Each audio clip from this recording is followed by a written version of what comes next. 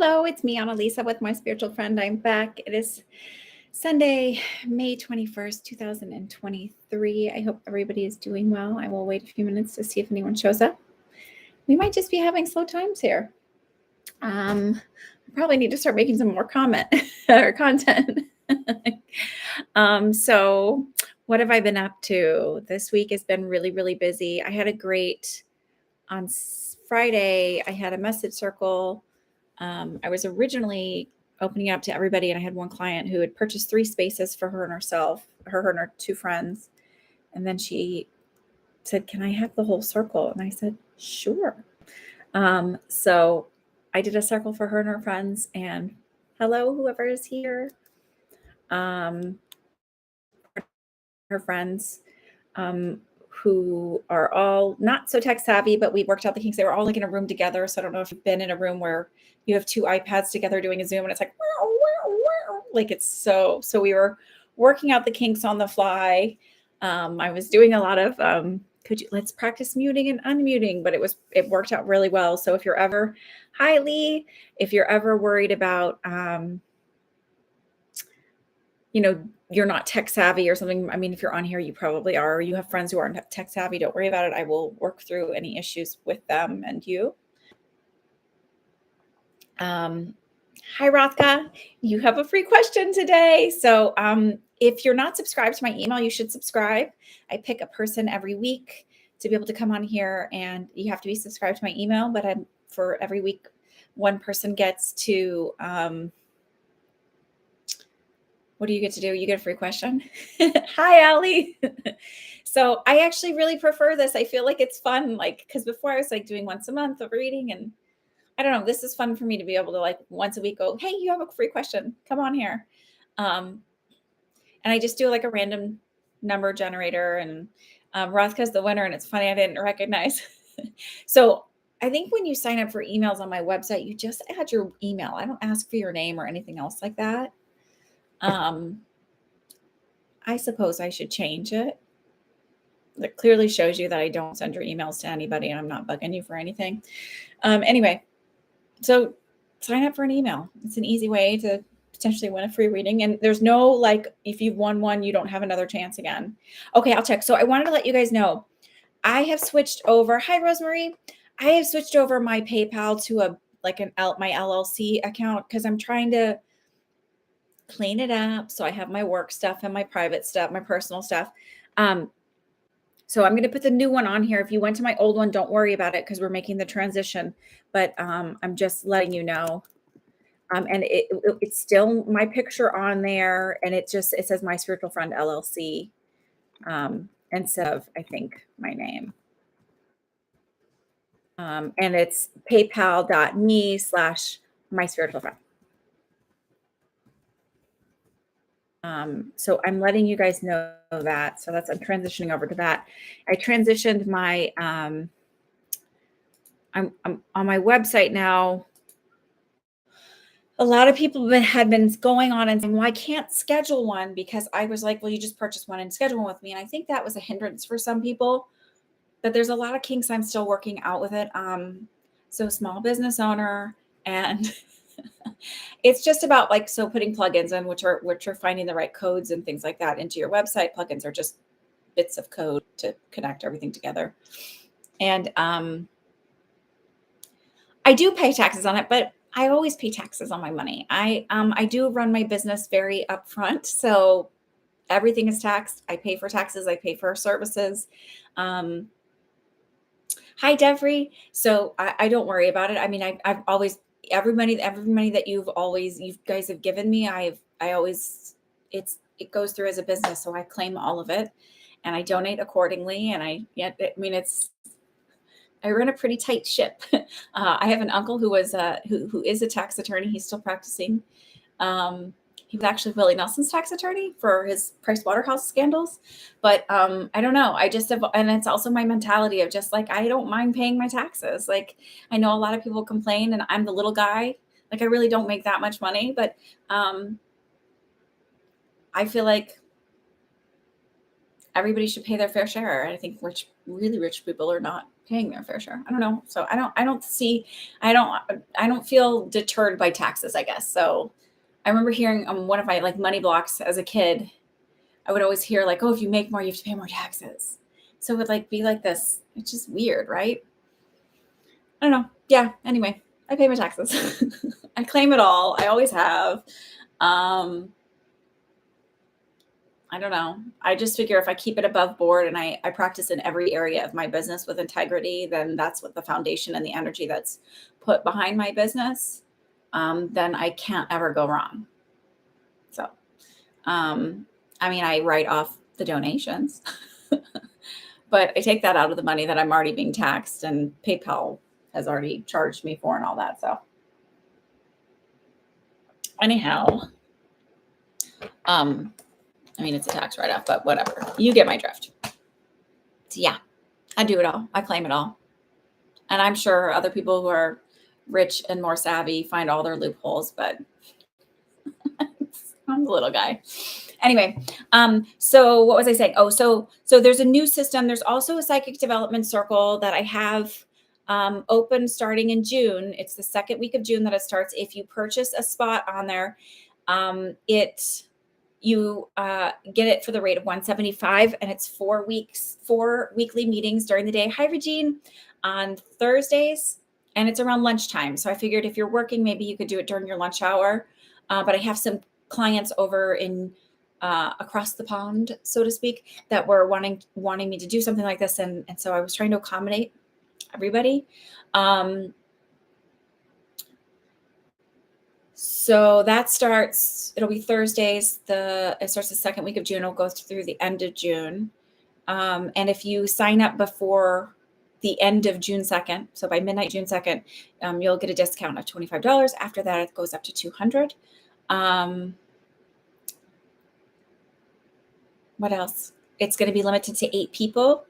And you can be a total novice or an old school oldie. It's not about level. It's not about me lecturing. I actually teach you how to connect with your intuition and use it and develop it. And the tools and the tips that I give you there help you develop your intuition outside of that circle. So it is a valuable experience, I think. Hi, Starry Sky. You're very welcome. And I'm going to open up another message circle again. I thought was funny. So she said, I highly recommend to anyone who hasn't done it. My friend was so impressed with your medical intuitive skills. She is. So I always find it interesting. So I always find it interesting when it's a group of people that all knows each other. Sometimes there's overlap. Even when you don't know each other, sometimes you get overlap a little bit in the messages. But I thought it really interesting that I just immediately hit on her stuff. I get excited about that because I really do want this to be of service and to help you be empowered. She was recommending her. What's her Ravi? You don't know what that is. Is that like a rabbi? Is that different? Ravi equals, I don't know what that means. I think you mean rabbi. I think that's what you mean. So normally when I open up these okay, perfect. Normally when I open up these circles, because this is the human vulnerable side, and then I'll get to doing the readings today, I get really nervous like anyone else would. Like, oh my God, is anybody going to sign up? I haven't done any questions yet. I'm just rambling because you guys know me. I like to talk. Is anybody going to sign up? Oh my God. It's all the value and the worth feelings and insecurities that we all have. And this time I was literally like, I don't care, whatever. Like if it fills up, it fills up. If it doesn't, it doesn't. This is not a reflection on the quality of the person I am, whether or not I should be doing this, that I'm successful or not successful. Like all the stories that we tell ourselves when things kind of just putter out and don't work out. And it filled up, and I didn't worry about how it was going to fill up or if it was going to fill up. I just was like, whatever. And it filled up, and it didn't fill it. Like I was thinking it would be 8 different people, and it wasn't. It was Starry Sky and her friends. And that's perfectly fine for me. I was totally happy to do that. And I was excited to do that. And so just maybe when you're manifesting and you're trying to like, I don't know, maybe there is something really to the whole, like, let go and stop worrying about it. So I have no one signed up for these circles yet. I have 3 or 4 people who've said they're interested in it. But I have 0 people signed up for it. I'm not worried about it. If it happens, it happens. If it doesn't, it doesn't. It's there. The offering is there. If you want to jump on it, I think it's a great experience. I have fun doing this. I have fun teaching you guys and connecting with you and helping you feel empowered. But if nobody sends it, signs up. But maybe I'm just trying to like throw caution to the wind, not be so worried about it anymore. Okay, so that's my lesson learned, experience manifesting, all of that stuff. So I hope everybody's doing well. Meg says, I've been in one of her circles. They're great. I like them. And also what's really cool about being in a circle instead of doing one-on-one intuition thing is because you learn from each other. It starts to kind of remove that of like that idea of like, oh, it has to happen a certain way, because I'm able to show you in real time, like, no, look, like we all get it different ways and you're not wrong. It's just different. And I love that too.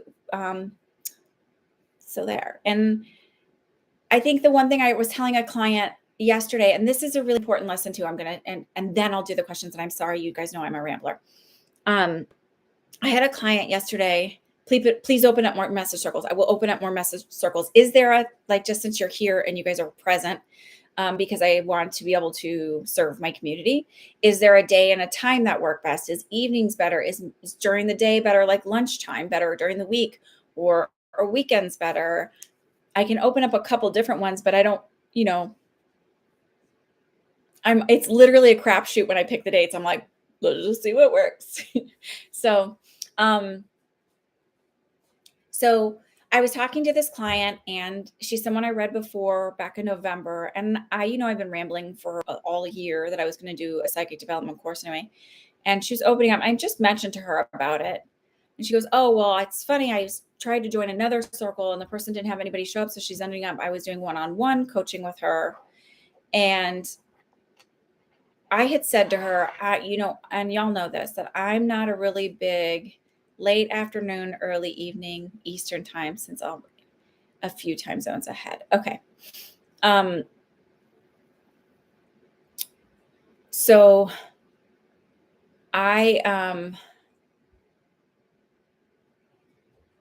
I said, here's the thing. So the person that's teaching her now is very much like, you only open up when you're intentionally opening up to your intuition.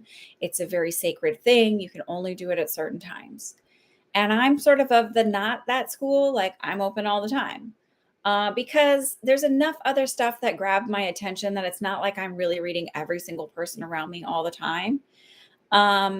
Or keep me busy. My kids, just activities of daily living keep me busy. I'm not like, but I don't ever shut it down, because I sort of feel like, why would I shut my hearing down?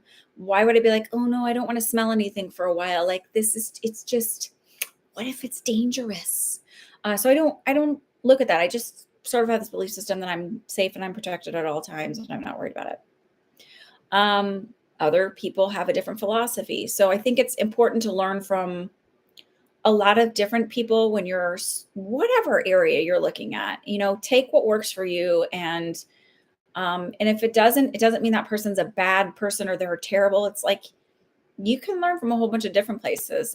Look at Doreen Virtue. She's the person I started out with when I was jumping into like figuring out what I believe that wasn't Christian, right? Because she sort of does flow, like teeter that line of using Christian safe stuff with the angels. And she's very palatable to newbies. And she was great. And then she was like, I denounce all of this stuff. I'm going back. I'm a Reformed Christian. And she's like way swinging the other way. Hi, Mariana. Okay.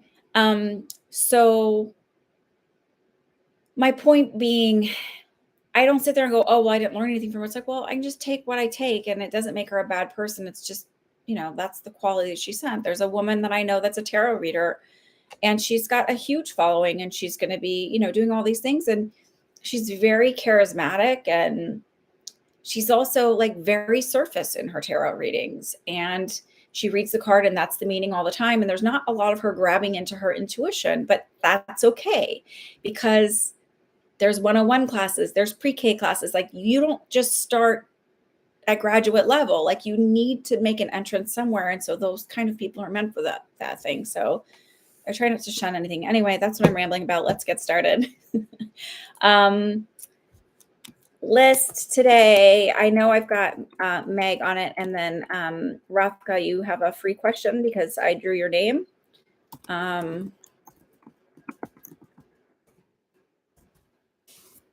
me.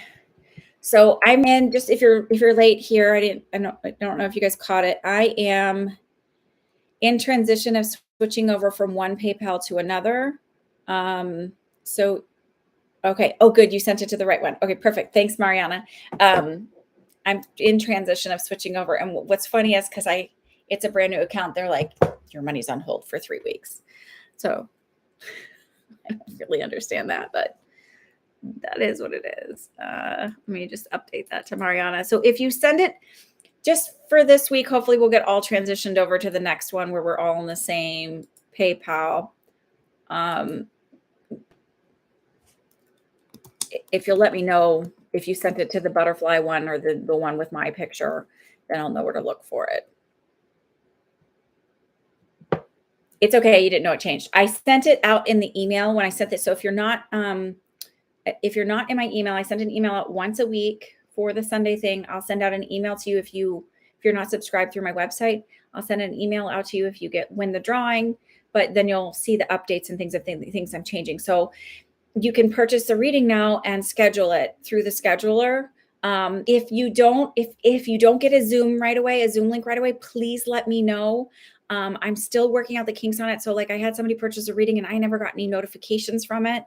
So thankfully she was someone and knew how I normally work, where I send you a Zoom right away. And the same thing, if you sign up for the circle, it just lets you sign up and reserve a space. And then I will send you a request because I can't figure out I think I have to go in and build my own app I don't know. I have to figure that out. So it's good to learn things, right? It's good to learn things. Okay. Okay. So I will have one PayPal there and another one here.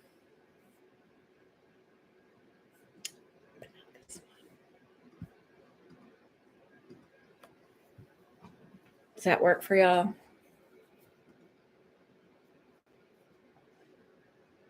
Let me just log in here. Well, that's going to be annoying. Hold on. Let me make that quiet. Nobody needs to hear that. That's annoying. All right.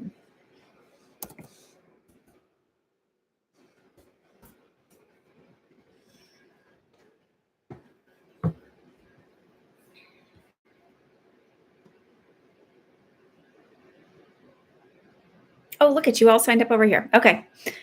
So I've got Devery for 2, Regine for 2, and Allie for 2. Y'all, last week was so dead here, and I was like, well, I'm going to give it because it's Mother's Day. I got you, Devery.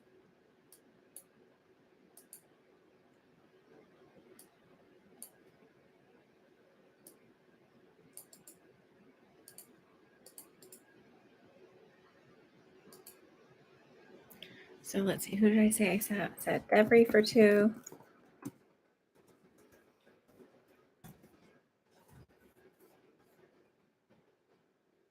Regine for 2 and Allie for 2. All right, let's go. Let's go. Let's do this. So Meg is up first. I already have your question.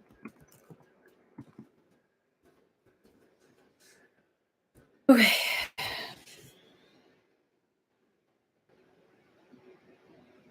So the person you were asking about had a procedure called a colposcopy, correct? Because I'm going to ask for clarification. And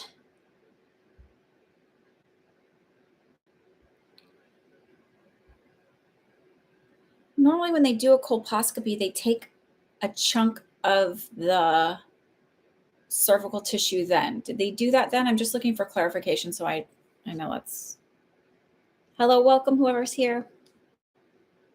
Are you still here, Meg?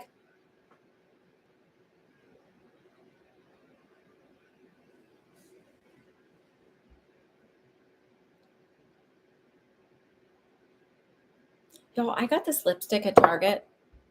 It's meant for women of color because they're really meant for more darker complected, but there's a few shades that work for me. But it's called the Lip Bar. TLB is the brand.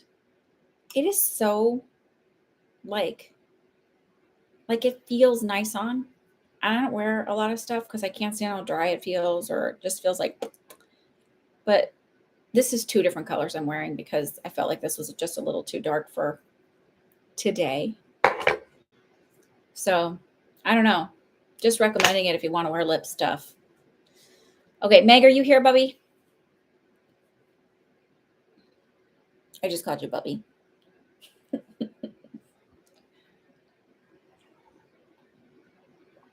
I have you, Mariana. You were on the list already. I got. So I have Meg, Rothka, Mariana, Devry. Devry, I didn't capitalize your name. Please know that that was an unintentional and that you are important. Regine and Allie. So Meg, here's what I'm gonna say.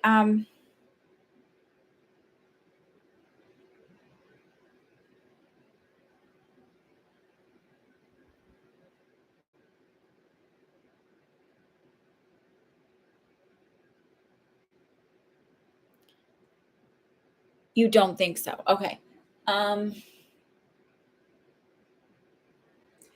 when they do a colposcopy, they it's uncomfortable. They take a chunk of, because I've had one.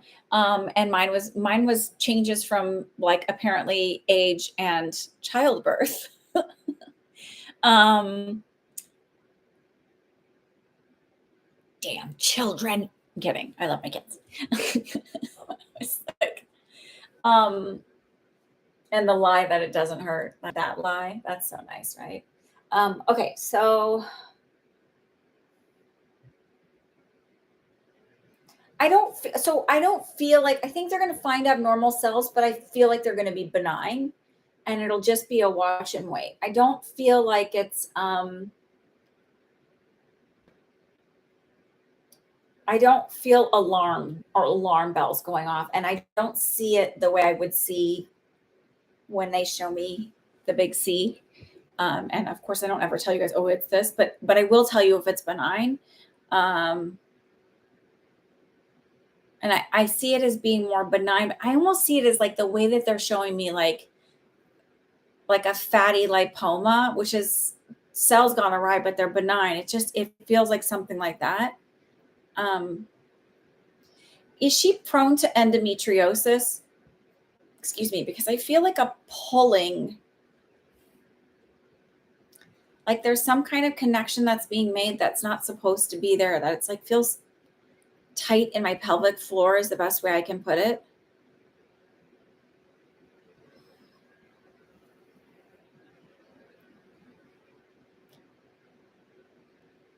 Like it feels like there's adhesions that don't belong there, but it feels like it might be like a endometriosis type thing rather than, I don't know. Does she complain of feeling like a twinge in her pelvic floor, or I'm trying not to be graphic.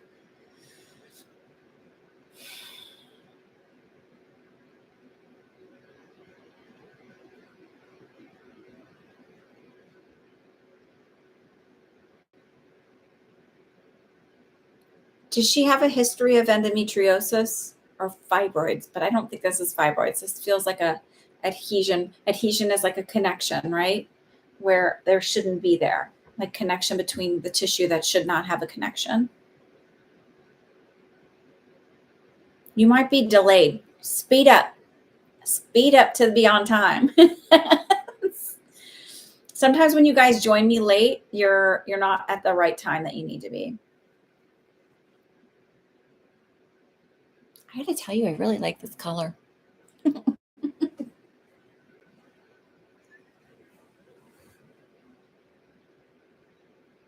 And I don't care if anybody else doesn't like it. And you don't have to compliment me now. That's not what I'm fishing for.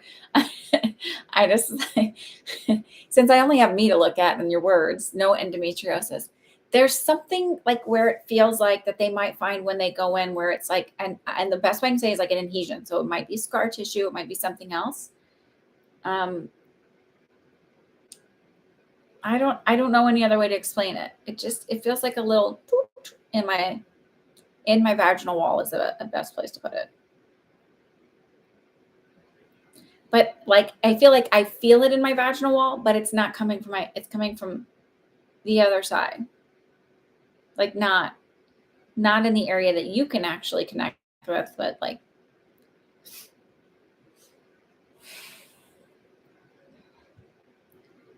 I just want to like get rid of that feeling. I don't like Okay. So just I would not recommend notifying her of this because I just feel like she's under a lot of stress right now about it. I would just, but I feel like it's just, that'll come out as news and you're waiting and waiting on the test. And it feels like that's a confirmation to you that it's okay. It may not even be an adhesion. It might even just be like maybe years ago they put a stitch in that didn't get, that didn't ever dissolve right. And it's like formed a little ball around it. And so it's like almost like scar tissue. There's just something, I don't know how to explain it. But I feel like she's fine. I don't feel alarm bells, alarm bells. Hi, Joelle. Thank you. I'm glad I'm glowing. I didn't sleep at all. Do you know how like maybe you don't, but whenever my kids sleep in, like my kids slept till after 9, even my 6-year-old today, I never can sleep. Like I was up, I slept for 4 hours. I just could not sleep at all last night. And I was up. I slept for I think my sleep thing, if I wear my watch, shows that I slept for like 4 hours and 15 minutes or something stupid. Stupid. Anyway, okay, so all right, that's that. Rothka, let me see your question. My question when ready, a general, what would it help me to know right now, knowing a very intense period with work, family, travel, about to head into a next chapter kind of thing? Hi, Gia. Okay. I'm going to be checking both. I've got, so just so anybody who joined me late, I'm in transition between 2 different PayPals. So if you paid and you got the okay, I see you got the butterfly. Just be patient with me because it's not that the payment's there or whatever, it's fine. I just I have to check 2 different ones because I'm trying to transition over to where I have a business account and my own personal private account instead of just trying not to commingle my assets, so to speak.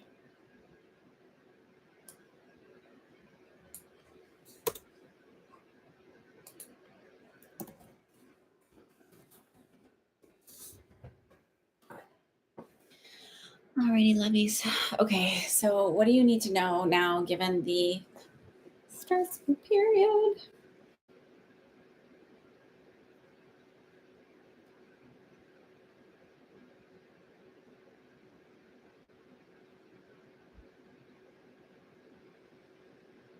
So I definitely immediately feel like you're not breathing enough. So I don't know if you've kind of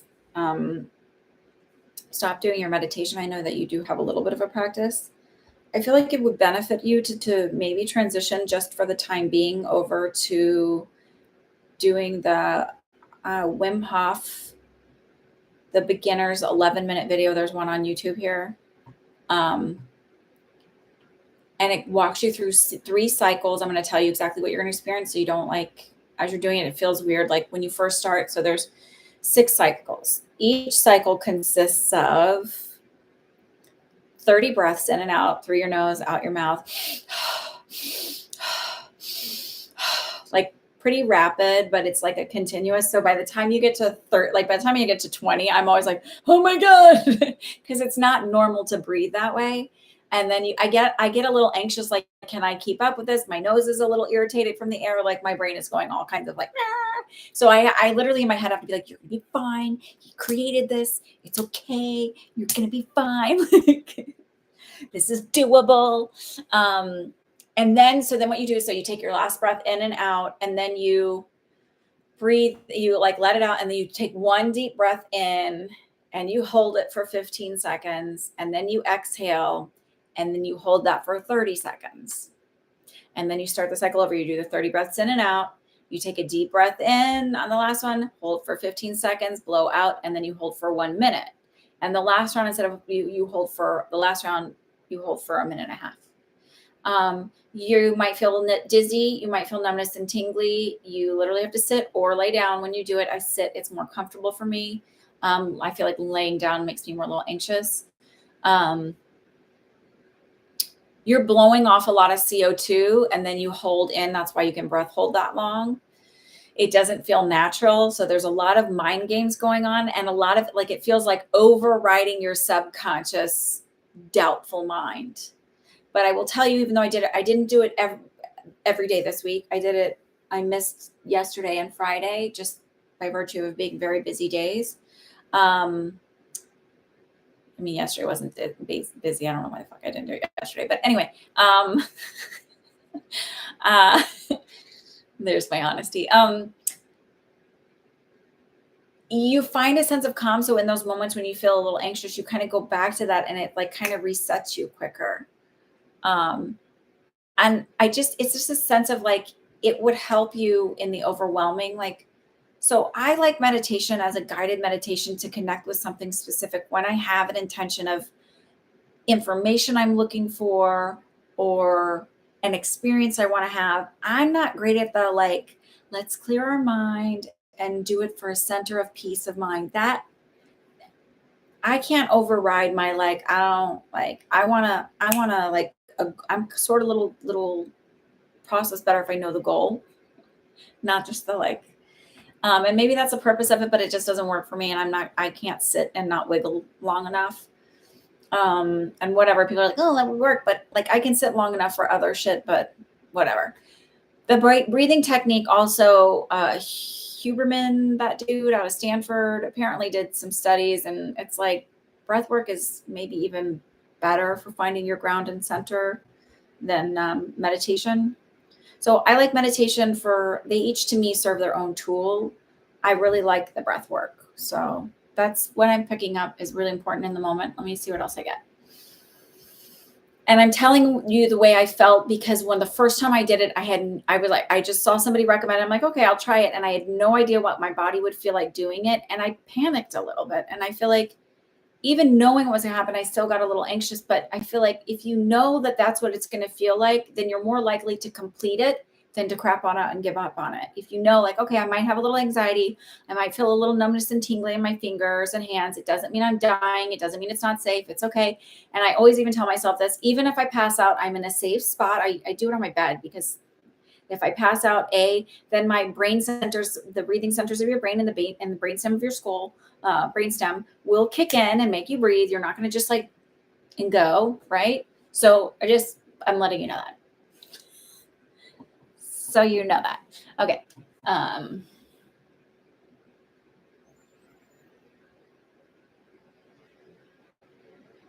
So they're also showing me like a really pretty partition. Like you might put like for a room divider. It feels really important for you to learn to set the boundaries in between the different areas of your life.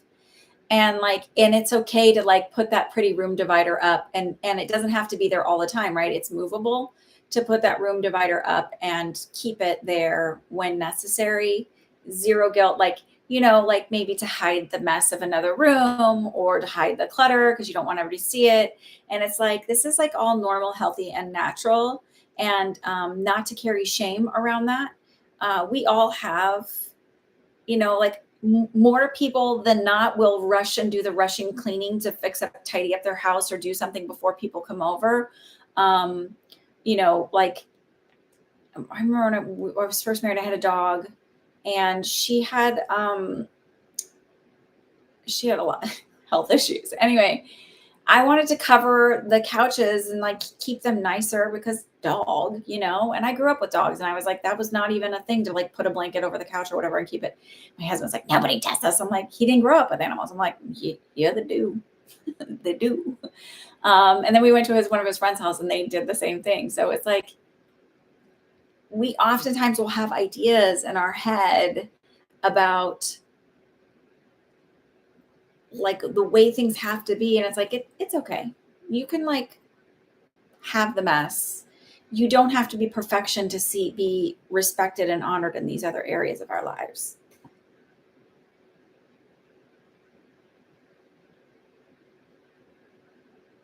And I also feel like the idea of it being movable or not this like brick wall allows you for energy to flow in and out of them as it needs to and as it's appropriate.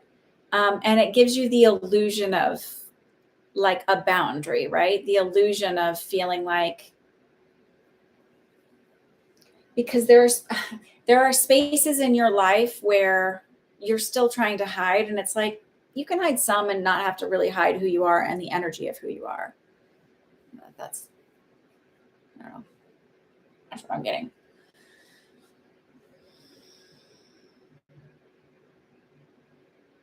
I also feel like as much as you're like, oh my God, this stuff is so much, like all of this stuff, they just show me where and I even felt it like where I'm sitting there with you in this future you, and I feel really relaxed. And you said to me, like, I am so happy. And it's like a very contented feeling and a safe feeling.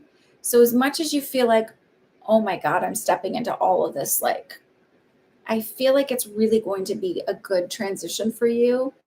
It's just like, you're in that overwhelming phase because you haven't really stepped into it yet. So there's all the worries of what it could mean and how it could mean. When I went to college, I went to school. I never looked at my college. Like my parents did not, my dad and stepmom did not take me to go visit campuses or anything. It was like, I knew that I was only allowed to go in state because they didn't know anything about reciprocity with Minnesota. And I went as far in state away from them as possible.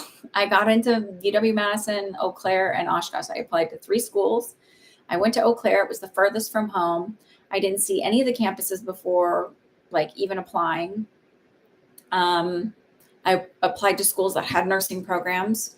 And I showed up there when I was applying, when I went to sign up for classes, because you had to be physically in person to sign up for classes. There was no computer stuff.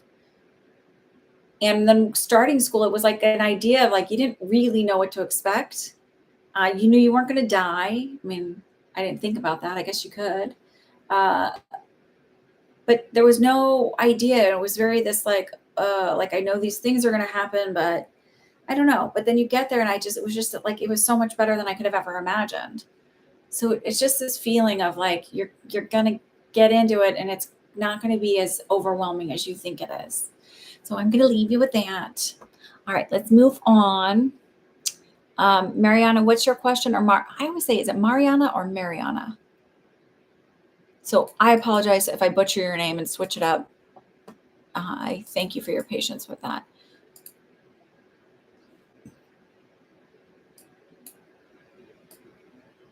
Endeavor, I'm fixing your name now to be capitalized because you are important.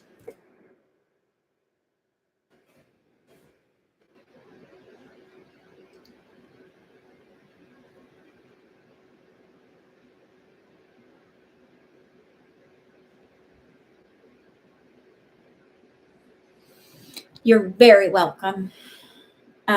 So on Friday, y'all, okay, last weekend my furnace broke.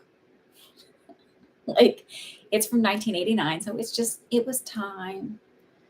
And then, so the furnace guy came on Monday. My sink in my kitchen cracked. There was a plumbing leak on the bottom, and it's a long story anyway. So it was, you just hand tighten it. There was a hairline crack, but I didn't think it was a crack in my sink. It's, I don't know it's not porcelain, but it's, I don't know, whatever. And then my husband hand tightened it so it wouldn't drip, and it cracked. Like, I'm like, where the fuck is this leak coming from? And I bought like plumber's putty to like put along the base of where the plumbing connects into the sink. And I was like, it's dripping now up the sink. What is going on? It's because there was a crack in it. like a bucket under my sink. So we can't use our sink right now because my contractor guy came over and he put silicone in it and it's like just not drying. It's not, I know it takes like a long time, but it's like literally just not even drying. And so Friday I had all of that. I was dealing with that. And then my kids had a dance and I made their outfits sort of like I just ironed on some, like designed and like ironed on these little things for them. And I had my circle. Okay, Mariana. Okay, perfect. Mariana is in my current company. I am reporting to a new boss, Cole. Okay. Hi, Norma. So if you're having things break, I've been hearing from a lot of people things are breaking. Good luck. We're all in it.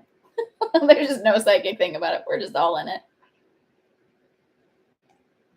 Cole is very intense. Cole sounds like very intense just by the name.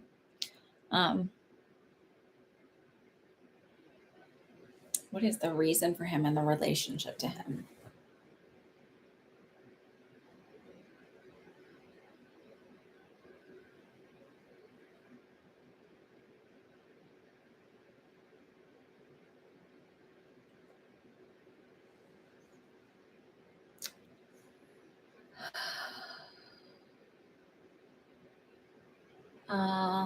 Okay, ready?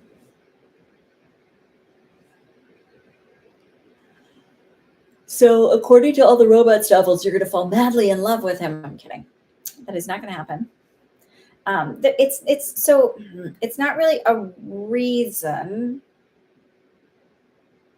So much so as it's a belief system. And I asked about it. It's like this, there's an underlying belief that you have where if everything were too easy or too smooth, or there wasn't a challenge, you automatically go to, this is too good to be true. Something's going to go wrong. And you're waiting for that left shoe to drop.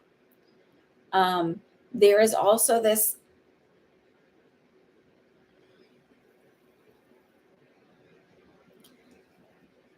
there is an interesting parallel that he has to the ex. And it's this feeling like you said goodbye to that one, but now this other one pops up. And it's more of not a like, you're always going to call this some kind of person into your life that's really intense or that's,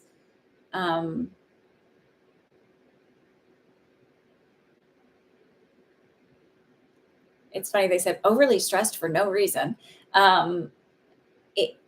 It's this feeling of the universe is going, okay, you said you wanted changes. You were working on the changes. You were working on being, now this is the test. Can you maintain the boundaries and keep your, like sense of self and peace of mind, even in the face of somebody like this, recognizing that it doesn't have to affect you.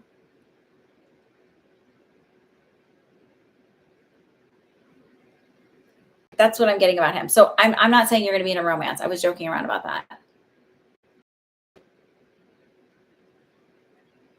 I don't know what the no was to, because I think you're just a slightly behind, and I wasn't really looking at when that popped up. So what I'm picking up about the relationship, like why this particular boss would show up, like this style of boss would be your boss, is we call in experiences in our life, right? To reflect things. So it doesn't feel so much like, I don't feel like this is going to be an issue past September. So I don't know if that means that he leaves or you come to like a sense of peace of like, okay, this is who he is. And this is, I know how to navigate this.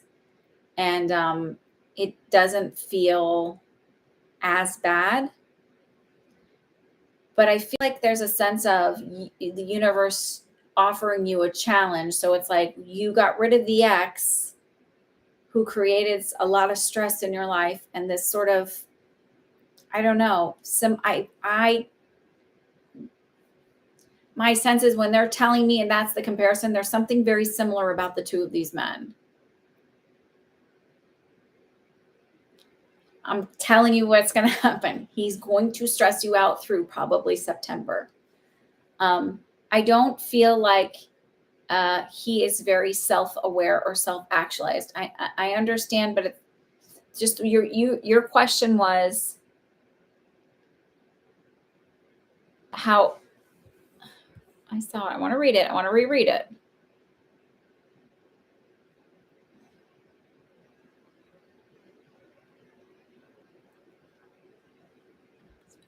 What's the reading for him and my relationship to him in the rest of the year? Okay. I reread it, but it's just the feeling of like, why would you have that kind of a boss? That's the feeling I got. Let's figure out what. I feel like there's more of an intensity through September. And once September hits, it's better. So yeah, it sucked through the summer, like very stressed through the summer. So I don't know if he leaves in September or if it's just coming to an understanding or like sort of settling into like rolling your eyes and this is how he is. I would not be surprised in getting the information the way I got it if there's not a similarity between your ex and this man and you're like, oh, I got his number. I know how to deal with him now. It just feels like that.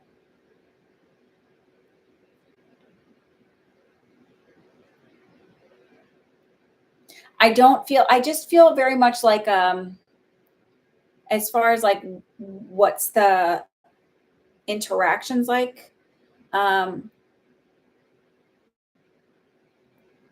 I feel like the way you'll approach it is more as like giving him exactly what he asks for and not going above and beyond. Just like, here you go. It's like, but like being two steps ahead of him. He's very patterned because they said once you learn his pattern, it'll be really easy. He's very like there's a very much a pattern to his behavior and to the way he does things. He's very habitual. I actually don't. I feel like once you learn, it's like there's like never any surprises. It's literally like he's a beat and it stays the same beat. There's nothing that's coming in other than that beat.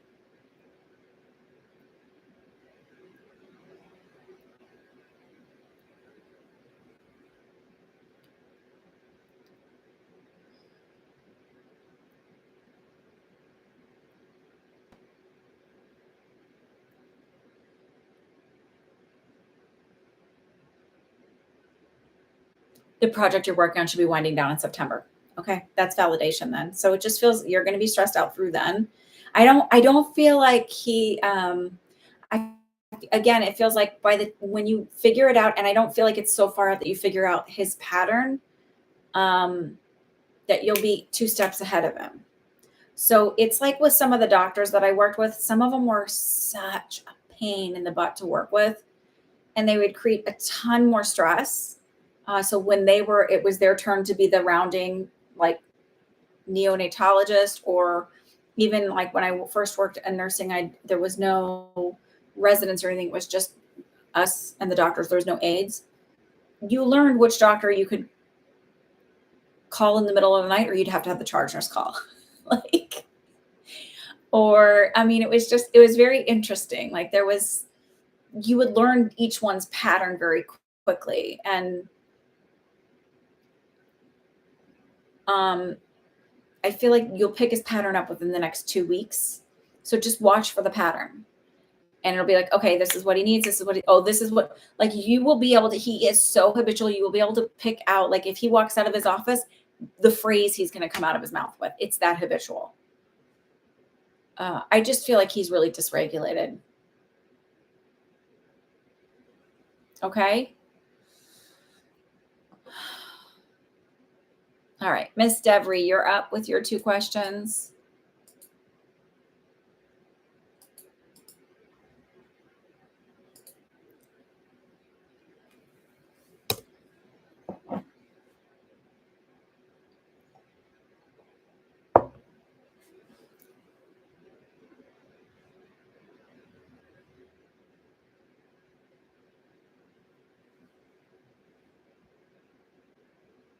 I don't feel like that Cole is a lot of fun. He thinks he's fun. I don't think he's fun.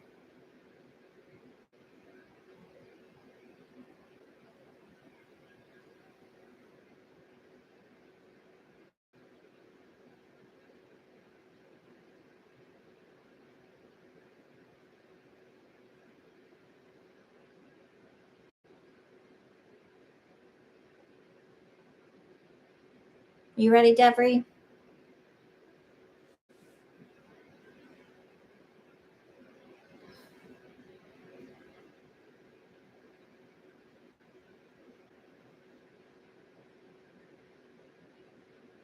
Y'all, so I talked to my cousin yesterday, and she like has done the whole DNA family DNA stuff and like going back in the things. And I forgot about this. My grandmother's mother, I think, was one of 6 kids.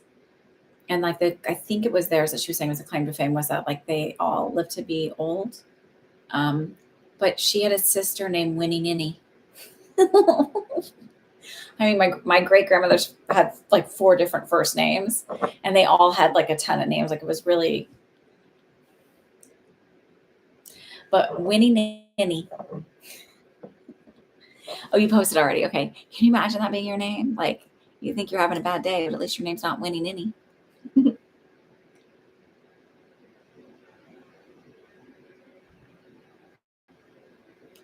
Debbie, why aren't you showing up for me? I don't see your question.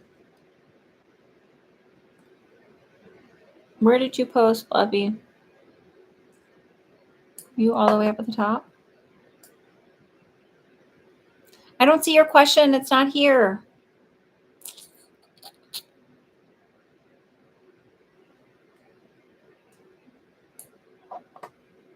There we go. Thank you.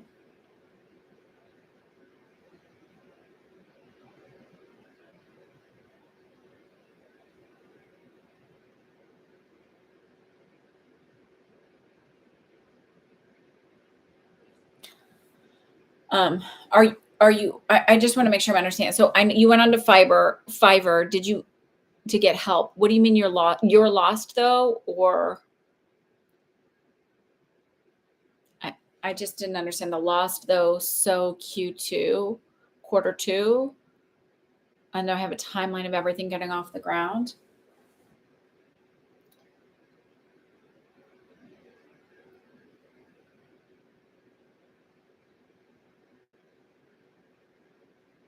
Do you have is it a female that you hired off of Fiverr? I keep seeing a young woman. I don't know who to go to help my store set up. I don't know. Okay. I don't know what platform are you setting your store up on?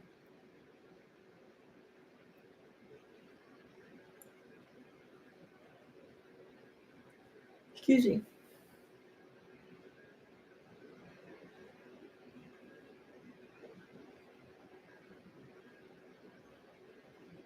Shopify.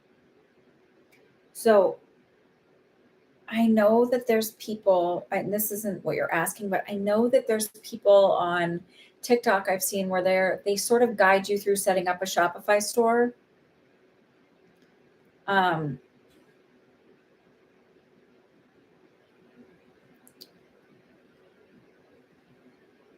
Were you nervous about picking somebody off of Fiverr because you didn't know if they would do the work? It's a guy named Zia.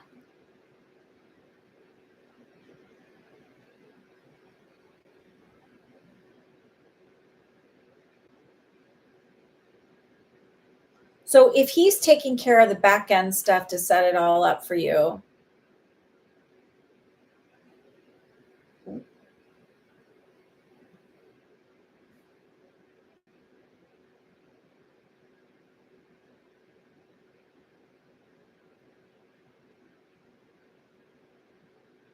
so I feel like he actually ends up having it up in like a week or two. I don't feel like it takes him that long.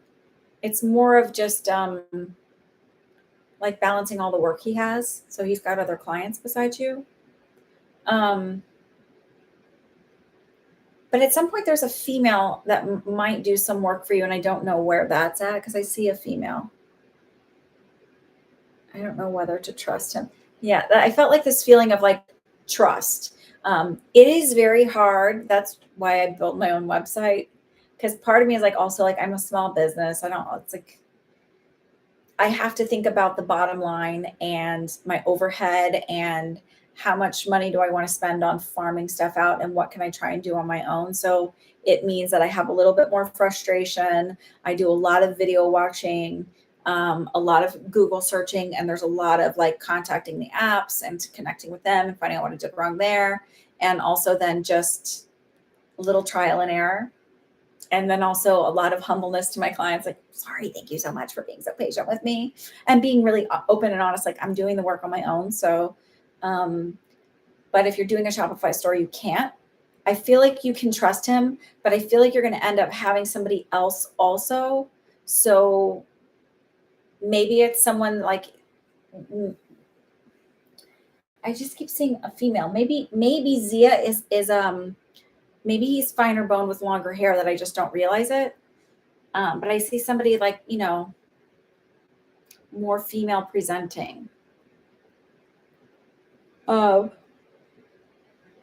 I will say this. I don't feel alarm bell, alarm bell, alarm bell. Um,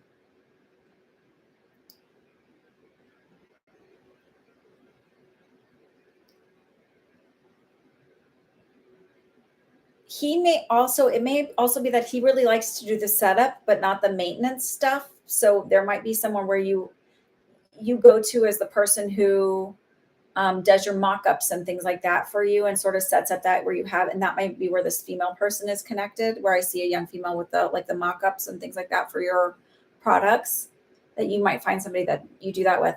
But I would highly recommend also like going on YouTube and TikTok and things like that and looking for, searching for channels that specifically focus on setting up Shopify stores and accounts and maintaining them. I feel like it will help you feel more balanced in it. The other thing is like with, I don't know that this is psychic, but this is like when I get frustrated with my website and I'm like, this is like not working. I literally just stop and I walk away from it. And I give myself even to the next day, whatever. And I'm like, I can't ever figure stuff out if I'm annoyed and frustrated, or I need to look at it with a set of fresh eyes and come at it at a different angle. And I'm always watching videos, like, and looking for articles and never afraid to reach out and ask for help. Hi, Kay. Sure. You can still donate. I have a new PayPal. If you'll donate there, that would be great. I'm trying to switch over to have business and private, whatever, personal accounts. Oh my God. I had a Yorkie or Silky. I don't know, because we found her and that dog could run. She was a runner. Okay, great. So it does feel like it's a female. Excuse Kay. She knows she's paying. It's okay. And you know me, I kind of jump around. I know you're frustrated, Devry, but let's not jump on people, okay?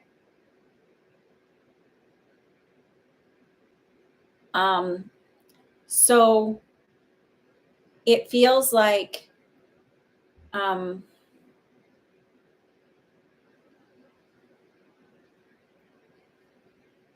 so I feel like he'll be ready in a week or two. I don't feel like it's that far out for him to get that up and running. It may even be like the person you work with kind of teaches you how to do the stuff, so you're not so reliant.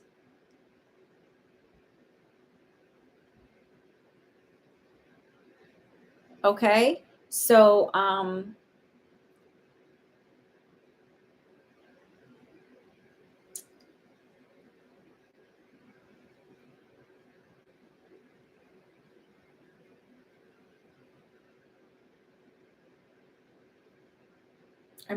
trying to figure out timing, because I keep getting September, but I don't think I feel like that's earlier. I feel like that might be when you're like up and running and getting more steady income on it.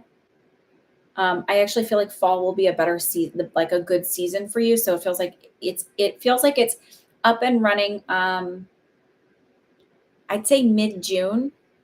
I know that seems a long time, but it's not. It just feels like between like waiting a week or two for him. First of all, we're almost in June, and then just learning a couple little extra things, because I feel like it's having someone help you with the mock-ups of what you're selling and like just some of the copy on it. And copy is like the wording. And that'll come easier to you. I just feel like you're initially going to have somebody help you and you sort of learn the way it needs to be. And then it's stepping into it. I would look at videos on keywords and titles. And you can also, this is a really great tip. Go to like an AI generator, AI chat or something like that, and ask what would be a good, copy for this product on a Shopify store, or go in there if you're having a hard time finding stuff like, how do I do XYZ when setting up my Shopify store? Tell me like I'm 10 years old trying to set it up, to make it really easy and very detailed. That will be a very helpful way to do that. What would good keywords be on a Shopify store for this product to get the most traffic in? I feel like once you, between all the different things, you'll be more comfortable, you'll be up and running. But I feel like by September, right, you'll be like, it'll be second nature to you. It'll be running easier. Okay.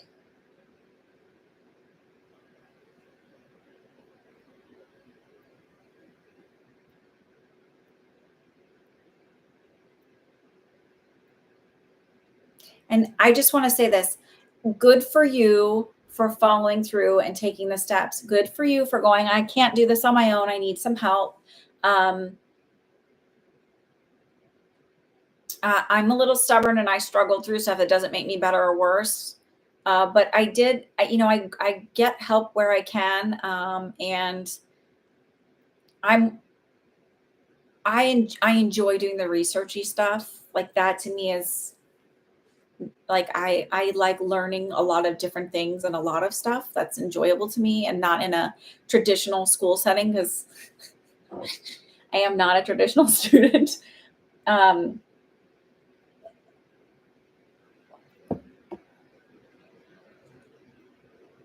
It's as I get bigger, I'll have somebody come in and help, but right now I feel like I'm not. So, but it feels like for what you're doing, it's really important for you to do it that way. And there's nothing wrong with it. It's maybe also my neurodivergence. Hard-headed. You're going to be okay.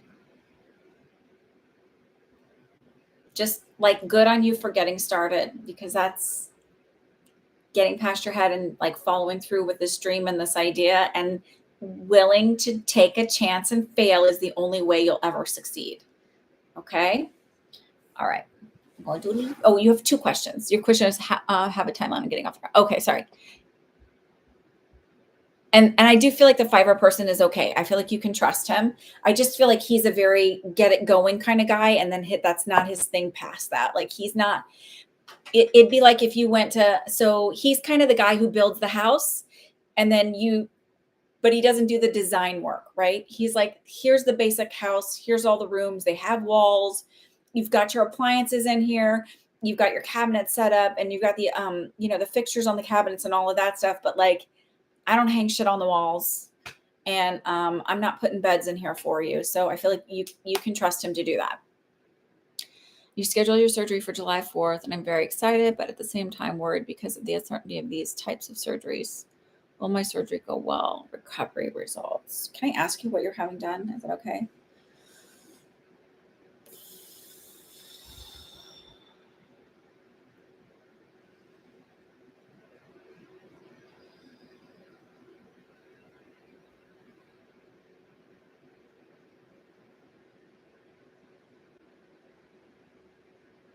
What surgery are you having done? Is that okay for me to ask?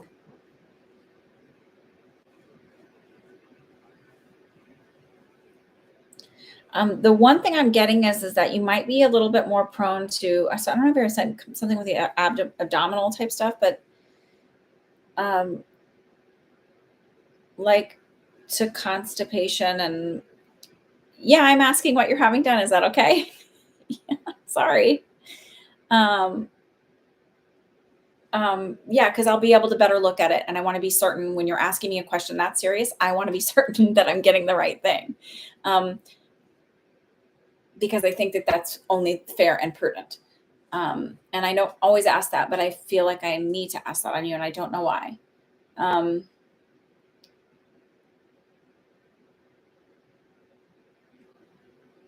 won't read it out loud, and you can delete it as soon as I think, so then it's not connected to the thing. The only thing I can see as being a slight issue is having difficulty like afterwards, like a slow, your GI system's slow to wake up. So, here, and no embarrassment and no shame and no judgment.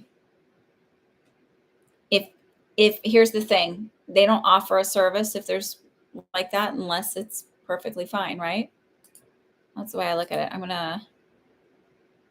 I'm just gonna remove your comment now. So then it's done. So there's no judgment. I just, for whatever reason, when they do that, I feel like it's like your is the way I keep saying it, is like here, like feeling like this is my lower left abdomen, which is kind of where your colon is. I just feel like bloated and like slow digestion afterwards. So maybe a little constipation. So I don't know exactly what they do in that procedure. I was never on that end of medicine. That's I don't know, but so it might be they're giving you give you anesthesia and put you to sleep. So it could be just the way you react to anesthesia that your gut is a little slower. So it's like it would behoove you to drink warm fluids afterwards, not anything carbonated. And do you have a rocking chair or a chair that rocks, or if you can sit in a chair and kind of rock? I saw something today about chewing gum within 30 minutes of waking up, and then like chewing it for 30 minutes every 2 hours or something like that. And that helps your digestive system wake up. So the biggest thing after like this besides having complications with the surgery, which I don't think you're going to have any at all. I think you're going to be sore and bruised. And like, that's all like standard, right? After it, I think you might be a little bit more surprised than you realize about the discomfort, but I think you'll be okay and you'll get through it. But I think it'll be more like, oh, I guess I didn't think it would feel like this kind of thing.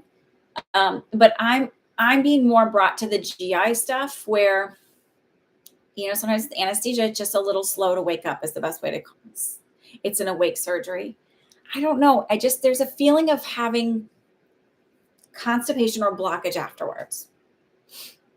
So maybe it's making sure at home you have Senna at home or some kind of stool softener. Talk to your doctor about these things, and drinking lots of fluids and trying to move if they say like it's okay to get up and move, to like really make sure you're up and moving.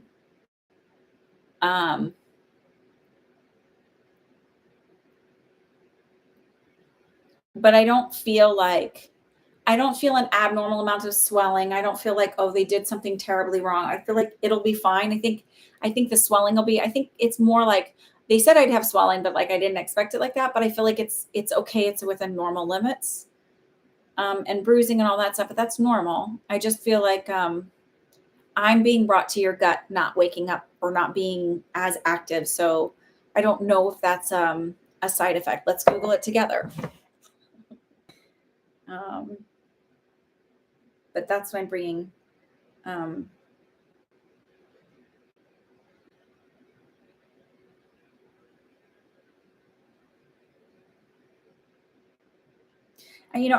I was out in California, I met up with my friend, and we went for a hike in, I don't know, some famous place to hike with an R.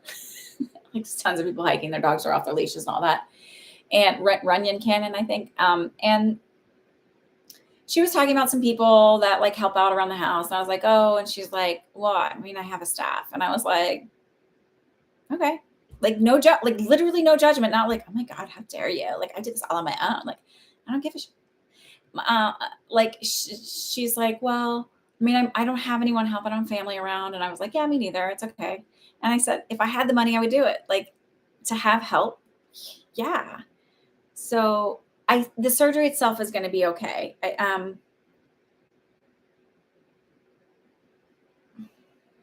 on.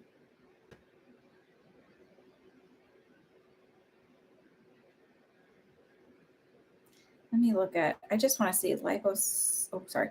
Hang on. Let me Google this a different way.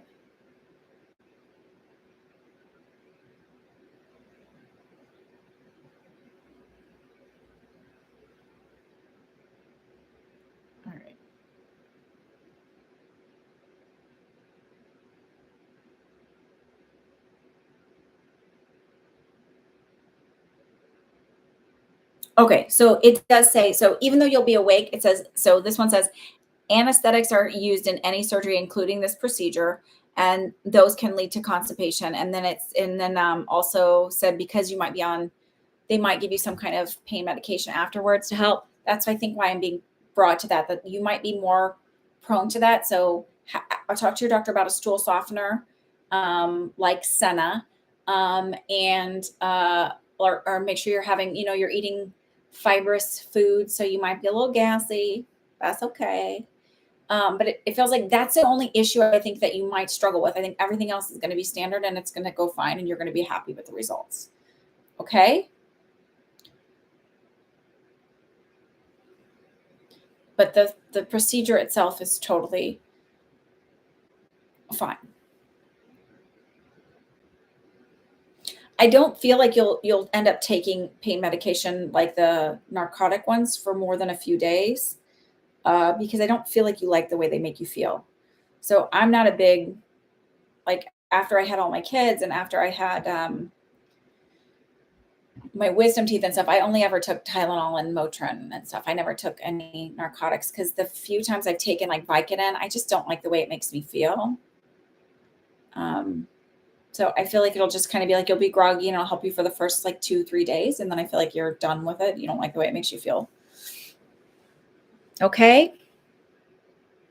All right.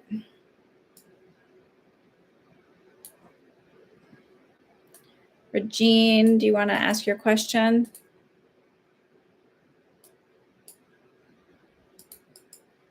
And I'll speak to you before 4th of July. I'm sure you'll be back. And then, Kay, did you end up getting a question? Let me look.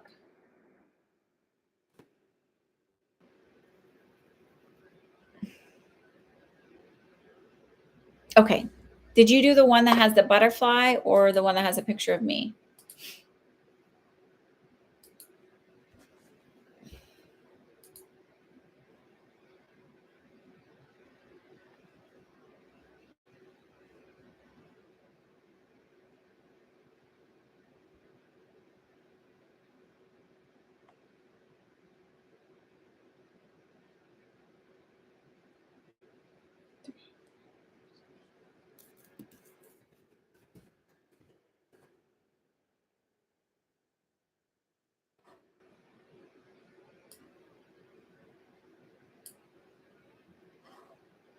Let me get to the other one, which is fine. I'm just trying to get nope, I don't see it there. Oh, there you are. Yep, I see you.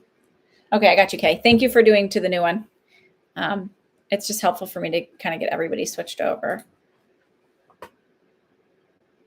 You created an LLC already. Don't laugh. I think that that's great. So they say, like, I joined this masterclass app thing because I like learning. And I'm listening to the Sarah Blakely one, and she started out small business, $5,000, and she's the first ever self-made female billionaire, I think. And or she was the youngest, something like that. She talks about like naming your product. Like if you're creating a product, name it first, because then you become attached to it and you form a better connection with it and the energies behind it. And she's very woo-woo. Like she's like, I manifested things. I set the intention. I listened to the universe. And finally, like 5 years into the business, these guys that I was working with were like, how do you talk to the universe? So there's nothing wrong with any of this. So create that LLC, start there. First of all, it's not that expensive to create an LLC. So if you decide to shift it and change the name of it, it's not the end of the world. But I feel like you're going to be okay.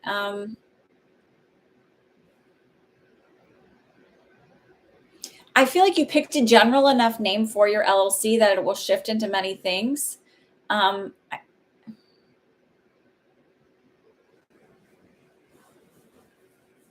me see.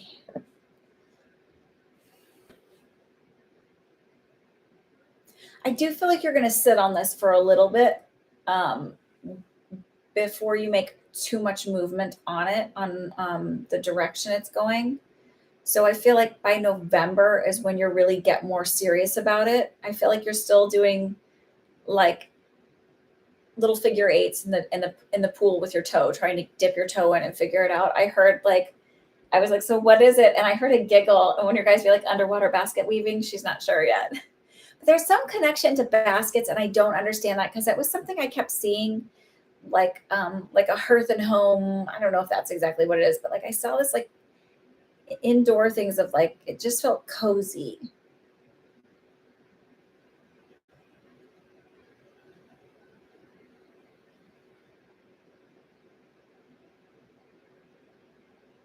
The one thing they're telling me is be open to inspiration. So there's this idea of like, I have to figure it out. I have to know. Whereas sometimes when you just set the intention of like with Sarah Blakely, she was like, I want to create a product that I can sell to millions or something like that. I'll sell millions or something like that. And she like put it away and didn't have an idea come to her for 2 years.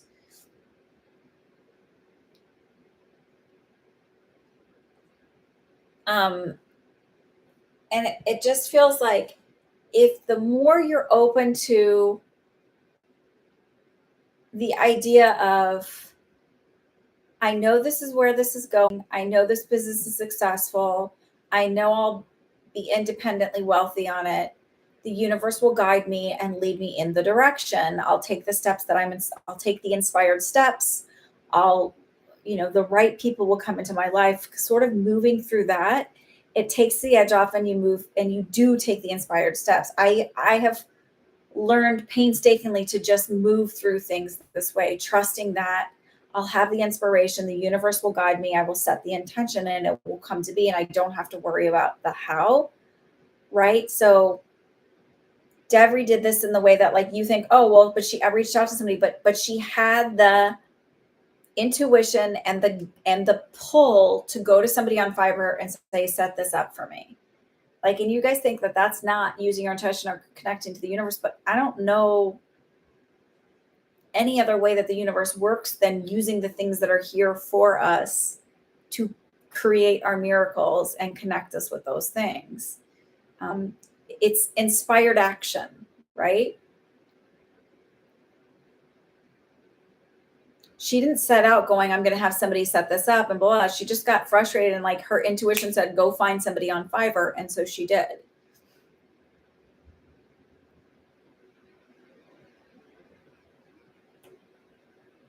So this one feels like the ideas will just come to me. The other thing is like when you get an idea, just write it down. Just write it down. You don't have to do anything with it. Don't just write it down. Put it down. Keep a notepad in your hand or have a note section in your phone. But it's like get it down, get it out of your mind, and get it down, and create a specific time. This is one that's really important for you. I don't know why, but they're like create a specific time of day where this is my time to focus on my dream business or my business. This is my time to connect with my own intuition and connect with my creativity and see what I inspired to think about. It may be slogan ideas. It may be names of product ideas, like just coming up with stuff but it feels like the same time every day, dedicate that. A lot of people, this was something that she said, which I think is interesting. A lot of people will get inspired on their commute to work. And she's like, I live 6 minutes from work. I'm not commuting.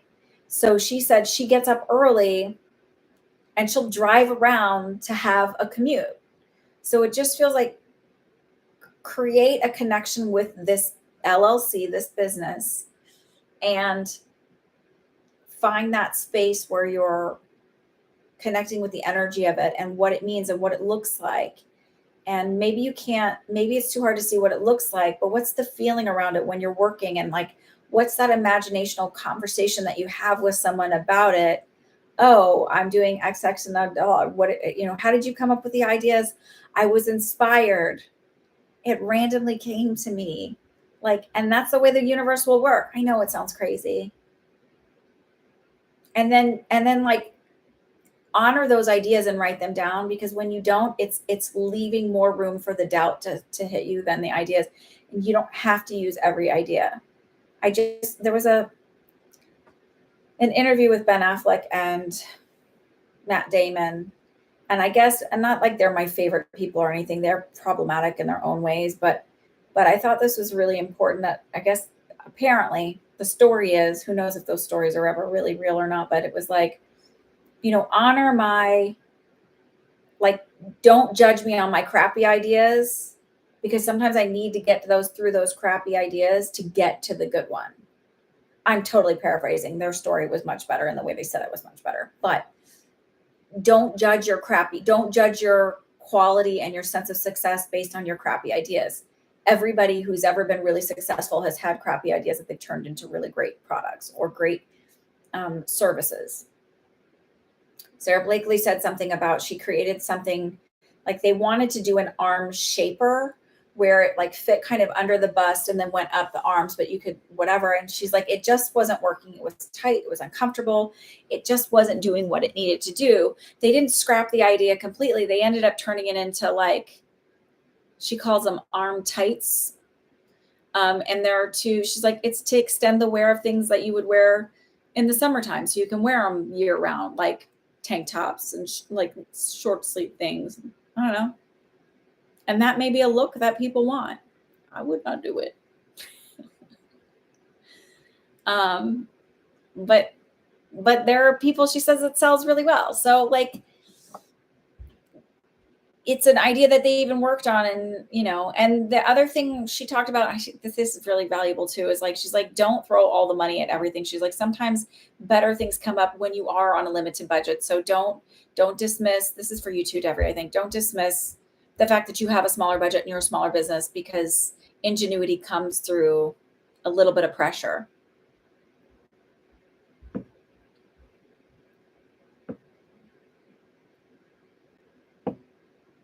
I keep getting drawn to, what are the things you would want in your house or in your home, and how could you specialize them to your own liking that you think other people like, or that makes it unique that you haven't seen.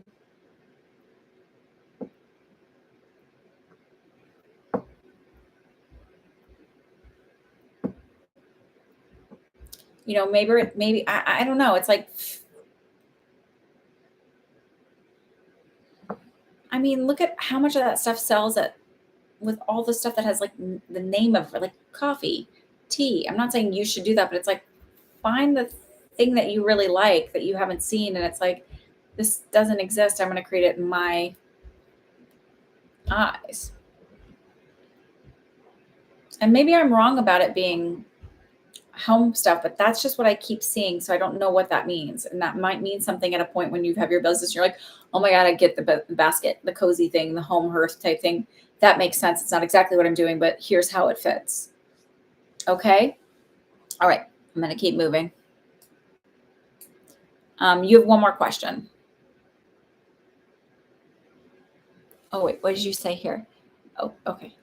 I've been doing researches. Oh, but nothing catches yet. So it's okay that nothing catches either. So the idea is, you could also throw out the intention of, I know that exactly what is going to sell the best for me. I know that's what's going to make me the most lucrative amount of money, or whatever, make me have the lucrative business, will come to me easily. The universe is going to present me with it at the perfect time.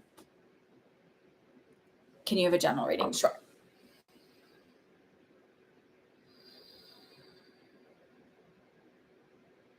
Have you been having a lot of indigestion after eating or with food? Because I feel an awareness of like where my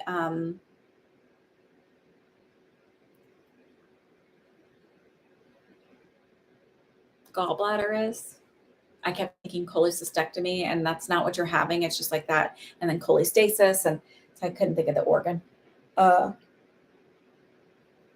feel like that is actually, there's some kind of irritation with your gallbladder or inflammation. Does that resonate when I say that? Yes. Okay. So here's my recommendation. If foods that are going to irritate that are fried, fatty foods, research what would irritate your gallbladder. It may be like a gallstone. So if it's really bothering you, obviously, please go in and get it checked out.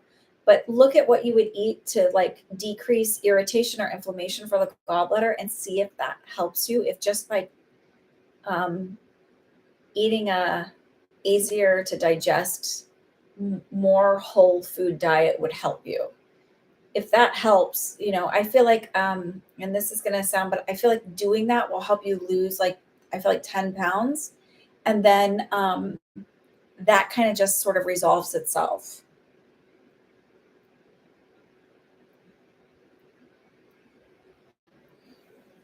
There may be a stone in there that comes up though.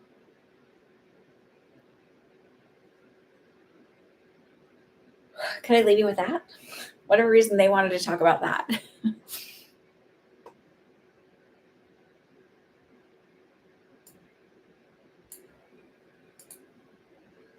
You're very welcome.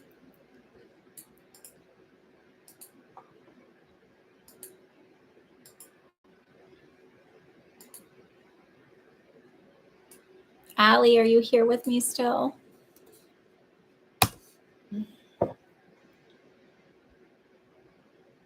Please like and do the little thumbs up and all that stuff too, guys. Ladies. I'm gonna put some.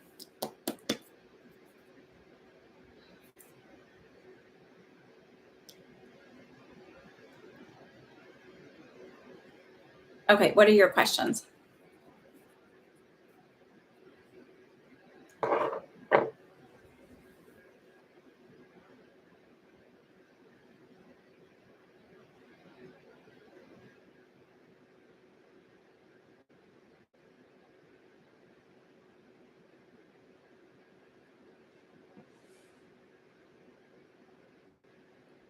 Will I get a new job that has to do with my business analyst career?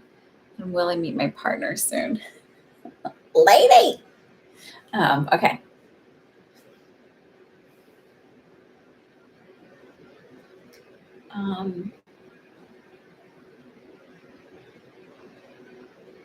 I feel like the job is going to happen closer to like the second half of the year, like August, kind of what showed up for me.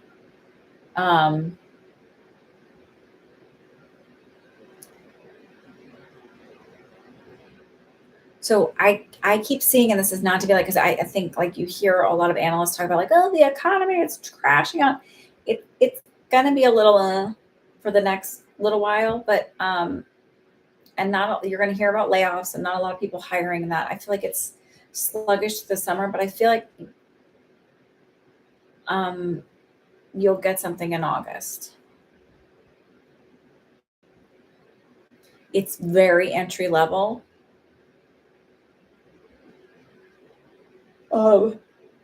I feel like it's going to sound weird because it feels like an internship, even though I know that that's not where you're at, but it feels like it's got a lot of room for growth.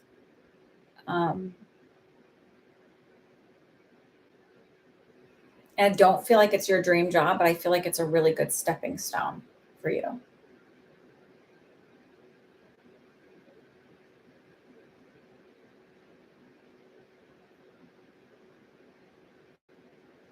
And as far as partner, I keep feeling so it still feels like it's out there. I just keep feeling the sense of like you're not really putting yourself out there. And I know like you really want to meet someone. It's like this fantasy of meeting someone and connecting with them, but then like the act of actually going out there and trying to connect with people doesn't feel like your energy is really out there for a little bit. I feel like you're going to be really, especially over the summer, really focusing more on yourself and just, I feel like you're going to be busy with work and all of that. I also feel like needing to tell you, like, please stop judging yourself based on where this idea that society has created of where we think we're supposed to be or by such and such of an age. And if I'm not there, then I'm just a disaster. Because if you really start looking at stuff, and maybe I'm just getting really cynical in the last few weeks about what a sham a lot of things are. Just how rigged things are against people and like, being raised with the idea of like growing up in school, like it's the best country in the United States. And then as a nurse, like sold the idea of like, you would never want social health work system, whatever, or a socialized medicine because it's bad. You'd have to wait for surgery. And it's like, you have to wait for elective surgery here too, because the insurance companies jock you around like crazy. So,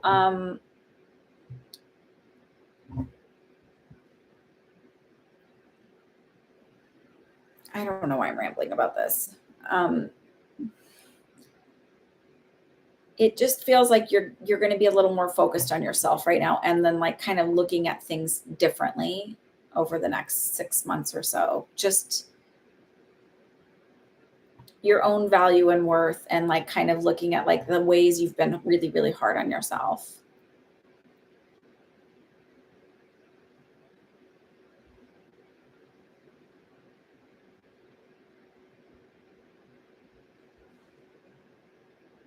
I didn't say you're not meeting someone soon. It just feels like you're not focused on it. Like as much as you're like, I want to meet someone, I want to meet someone, I want to meet someone, you're not actively really out there doing it.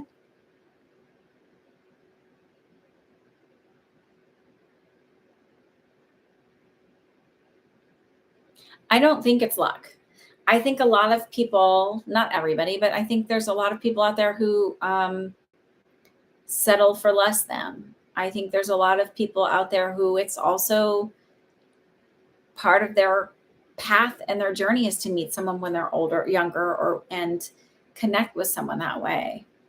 Um, I would not rush to getting into a relationship because you think it adds value or worth. Like be real honest with yourself. It doesn't add value or worth to you. It doesn't make you like just because you're single, there's nothing wrong with you. Just because you're not rushing into a relationship does not mean there's anything wrong with you. Just because you haven't met the person doesn't mean there's anything wrong with you. It means you haven't met someone that's up to your quality and standards, and that's fucking okay. Somebody said something about in law, they talk about things that are necessary and things that are, I can't remember. It's like it's necessary in a relationship for someone to be kind and respectful and respect your time and treat you well. Maybe whatever, maybe it's the good morning text and all of that stuff. Those are kind of necessary, but like if they're just showing up with that, know that that's the bare minimum. That's not the like, oh my God, he does all these things. It's like, no, literally he's doing the bare minimum and you're getting excited about that.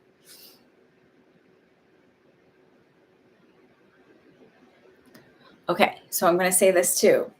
Sometimes your life is going to be hard. And sometimes if you pick the wrong person because you don't want to be alone or you accept less than, or you accept bare minimum, because you're not used to getting more than that, or because you're used to getting nothing, you're going to have that person in your life. And when the chips are down, they're not going to make it easier. They make it harder.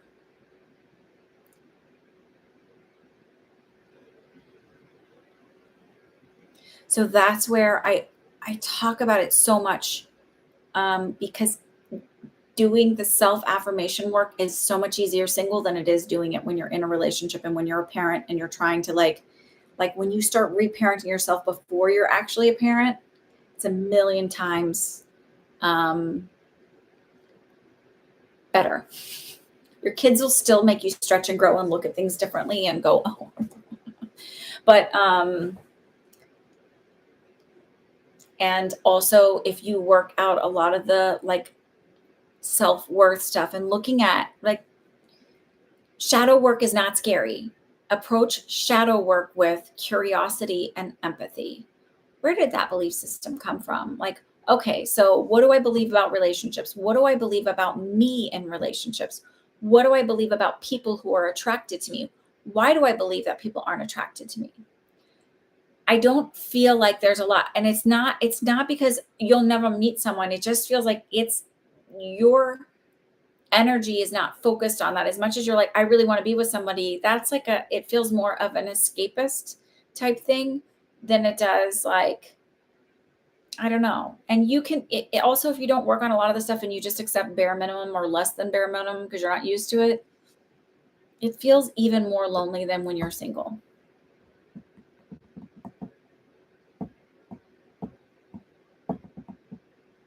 Because I mean, it's, mm.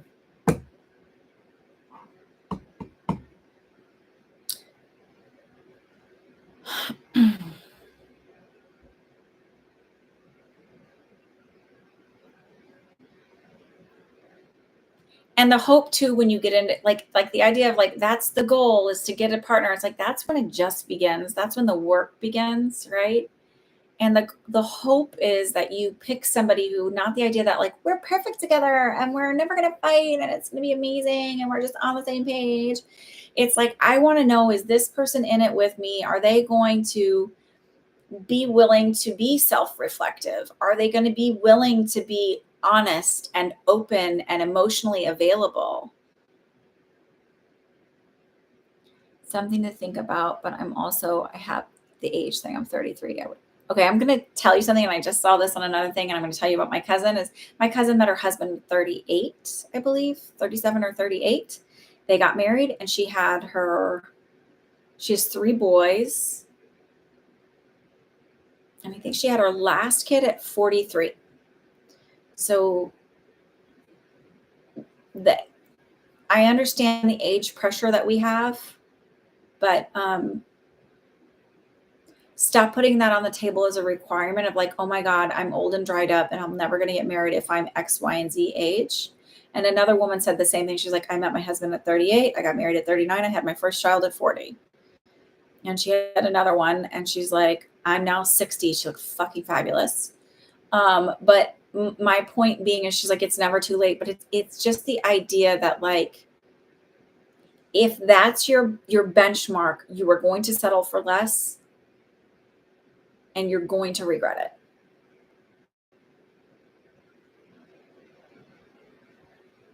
Joelle, you can ask a question. That's fine. So I say that with love, and it may sound like really harsh, but don't make your age your benchmark. It will fuck you over, is the nicest way of saying it. And YouTube is not going to share myself with people when I talk that way. But it will mess you up if that's your benchmark, because you will absolutely settle for less. That is a societal belief that our value diminishes with age. And it does not.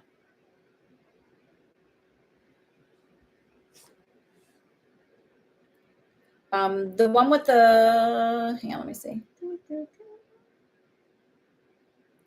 Let me check this one.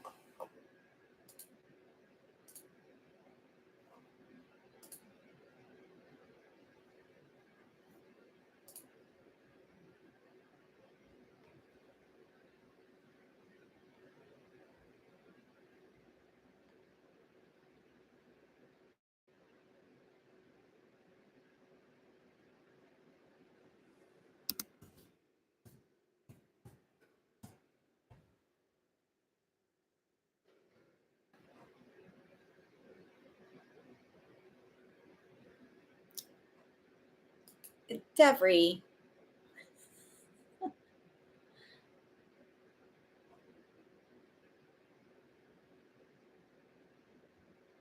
I'm not letting you, I'm giving that back. I love the kindness of it, but we're all human. What am I doing? I'm doing readings.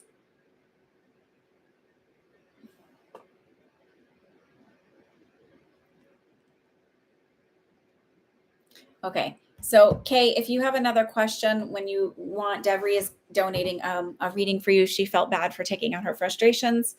I will say that what we understand is that we all have stressors, and sometimes we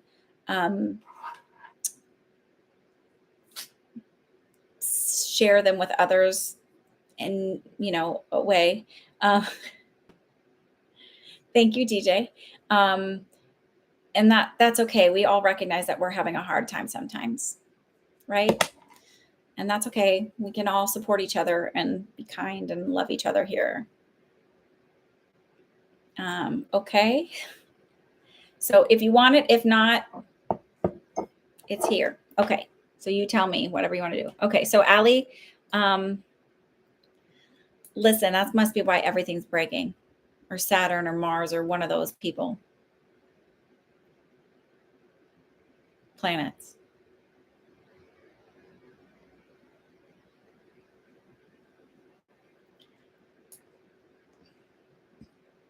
So I've got Gia and Kay. Joelle, did you purchase a reading?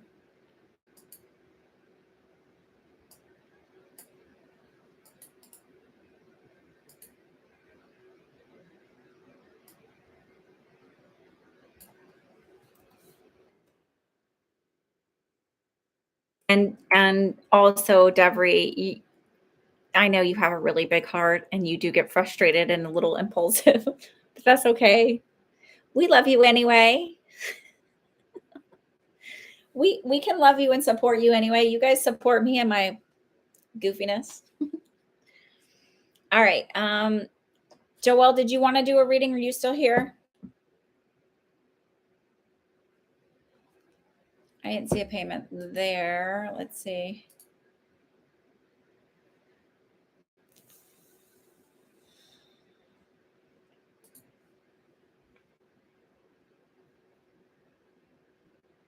Sure. And Gia, do you have a question?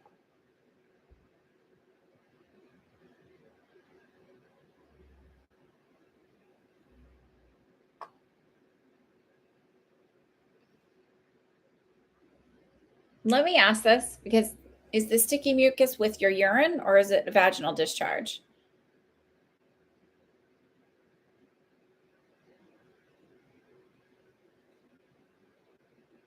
I'm sorry if that's too much.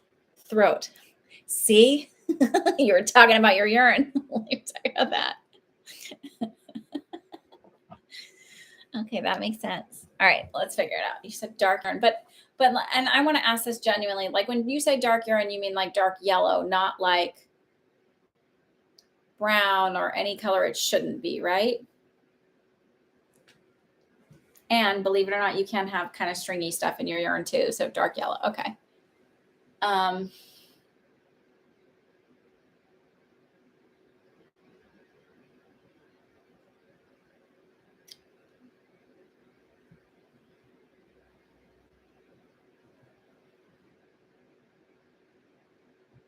I feel like you're retaining water more. So I'm like, is she drinking enough water? And I keep getting, well, like that's the obvious, she is drinking. Like she knows she's drinking enough water. I do feel like there's an allergy issue. So maybe it's pollen or it feels like something in the air more than it is like. So I feel like that's going to be related to the like post nasal drip. It goes back in the back of your throat.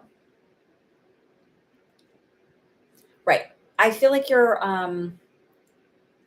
retaining water, so it's making your urine seem more concentrated. So are you feeling more bloated, or I keep seeing you like it's really important for you to put your legs up against the wall, like when you lay flat with your legs up, because that helps drain your lymphatic system. Um, Something you're eating. So, okay, are you urinating a lot and constantly thirsty? Because those are like hallmark signs for diabetes. So this is me, the nurse, saying, go to a doctor because I cannot. But there's an aspect to this where I feel like there's something you're eating that's actually causing retention and causing you to feeling this way. But err on the side of caution. These are things that would, if you're constantly thirsty, if you know you're drinking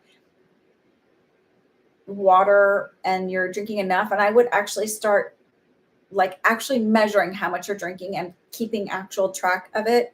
If you're drinking, I think they say it's like if you measure your weight in pounds, because I don't know where you're at, if you do pounds or kilos, it should be 1 ounce per 2 pounds or 1 ounce per kilo per day. Diabetes runs in your family. Okay. So for that reason, please go get this one checked out.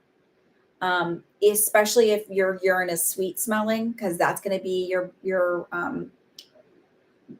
that's a hallmark sign too. But I didn't know this was all by allergies or something more serious. So the postnasal drip part feels like an allergy thing. The urine part doesn't. And the fact that you're constantly thirsty, dry mouth, that to me feels like err on the side of the caution and go get that checked out, please. Or like an ammonia-y smell. I don't know. Just this is one where I'm like, I don't know that it's necessarily diabetes. I keep feeling like I'm retaining water and there's something I'm eating that's causing that. But I feel like it is actually May 21st. I feel like it's really important for you to go get that checked out. You're feeling a little bloated. Okay. And so it maybe, I feel like there's something you're eating. Like it's like if you switch to whole foods where you're not eating anything processed at all, everything is literally like whole food, whole vegetables, whole fruit. Make your own salad dressing. If you're having a salad, it's like oil and vinegar. So you're going to have a fat and an acid like vinegar or lemon juice or something like that. And then seasonings, like it's okay to use salt and pepper, but it's like, it feels like if you eat a really clean diet, you might see this switch up. But I also feel like it would be negligent of me to say this will be all fine. Cause those are hallmark signs that kind of flag to me, like maybe just have somebody look at you. And I'd rather someone go, you're just nervous and you're just retaining water than anything. Also, I don't know that, like, I get that people are drinking Pedialyte, but I don't think that you need to be drinking Pedialyte every day. Like, water should be sufficient.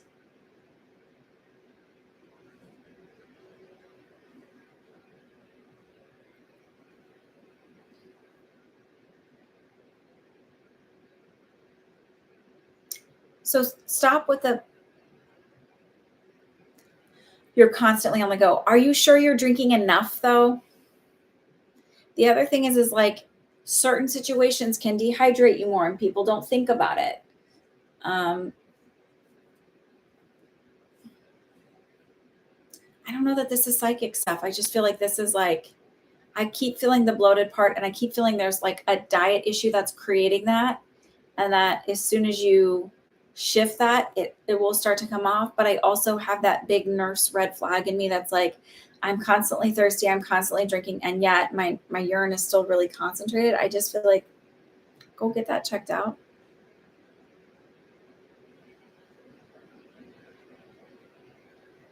So then do like I told Wim Hof breathing technique to work on lowering your stress, getting enough sleep, intentionally saying like, not like, oh, I need to rest, but I have all these other things to do. It's like, no, it's okay to rest because you're not at your quality to do the other things that you need to do if you're not well rested and you're stressed out. Okay. And I don't know that any of that's me checking. It's that the only thing I was picking up was like feeling really edematous and feeling like, thank you. And just feeling like, I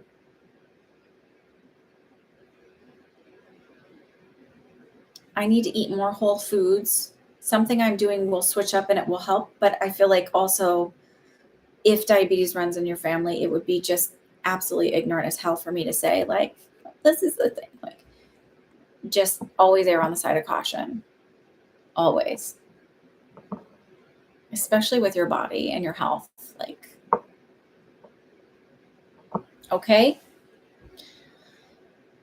All right. Gia, are you here? And Joelle, did you want to ask a question? And if not, I'm going to just do Gia's and then I'm going to head out because it's 6:00. And Lord knows I have talked enough. Talking your ears off.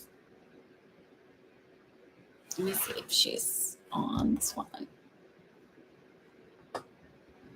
Okay. Let me just double check if Joelle paid for one or not. No, I don't see one. Okay. And then Kay, if you wanted to ask another question, because Devry, I am still drinking my morning tea because I didn't get started till late, and then we went out for a brunch. My dandelion root and nettle tea. Nothing like tasting grass in the morning. Planty tea. Okay, sorry.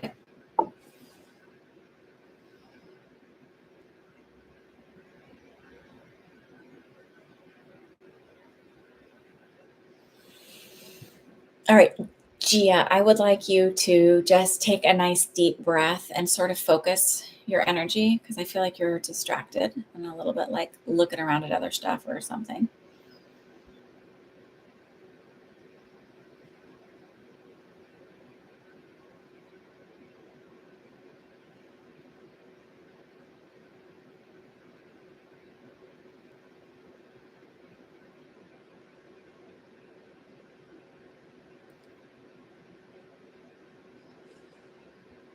When I connected in with your energy, I felt like I don't know if you saw this, like it was like there was a lot of crystalline energy around you. But I feel really tight in my neck here. The almost like and in my jaw. Like almost every other part of me except for my shoulders, I feel like you're holding your shoulders really tight. And it's like tight in your neck. Does this resonate when I say that? You're distracted by your kids. See? Knew it.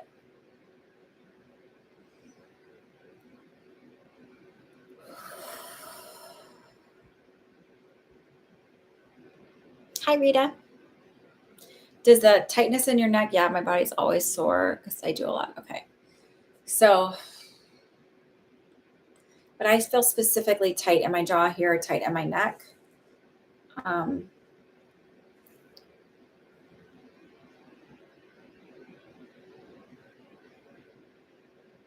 I feel like it would benefit you to get some kind of like, they have those like neck roll things that you can lay on that help like loosen and kind of relax your, I don't know what it's called. It's like a little thing you can place on your head and like when you're laying flat, it sort of relaxes all of that. But I also feel like it's really intentional to like do some massages on your actual jaw here because I feel like it's so tight. And then same thing, intentional breathing and really finding a space to center. That breath work only takes 11 minutes. And I know it's really hard when you have kids. It's like, where am I going to squeeze out 11 minutes? It doesn't matter. Just squeeze it out. Go sit and, don't sit on the toilet because if you faint on the toilet would not be good. But do it before you go to sleep at night. Do it when you first wake up in the morning. Wake up 10 minutes earlier just to like do that. Because I feel like it will help everything else relax and settle. I feel it's really important that you're intentional about taking care of yourself and you're intentional about finding that grounding and that footing because it's, I do feel a little bit like just wired, like on edge, even.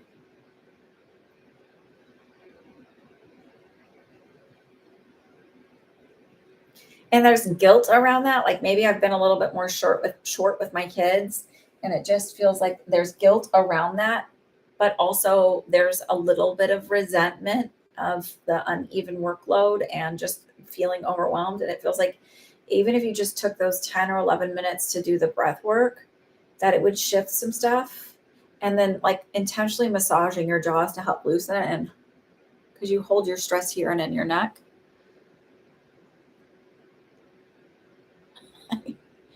Rita, these aren't free.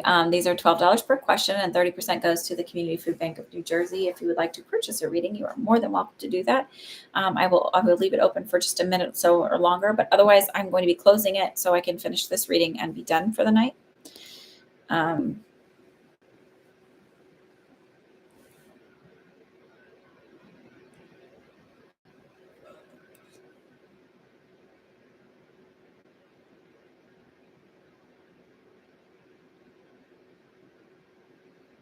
It just feels really important for you to focus on self-care right now, Gia.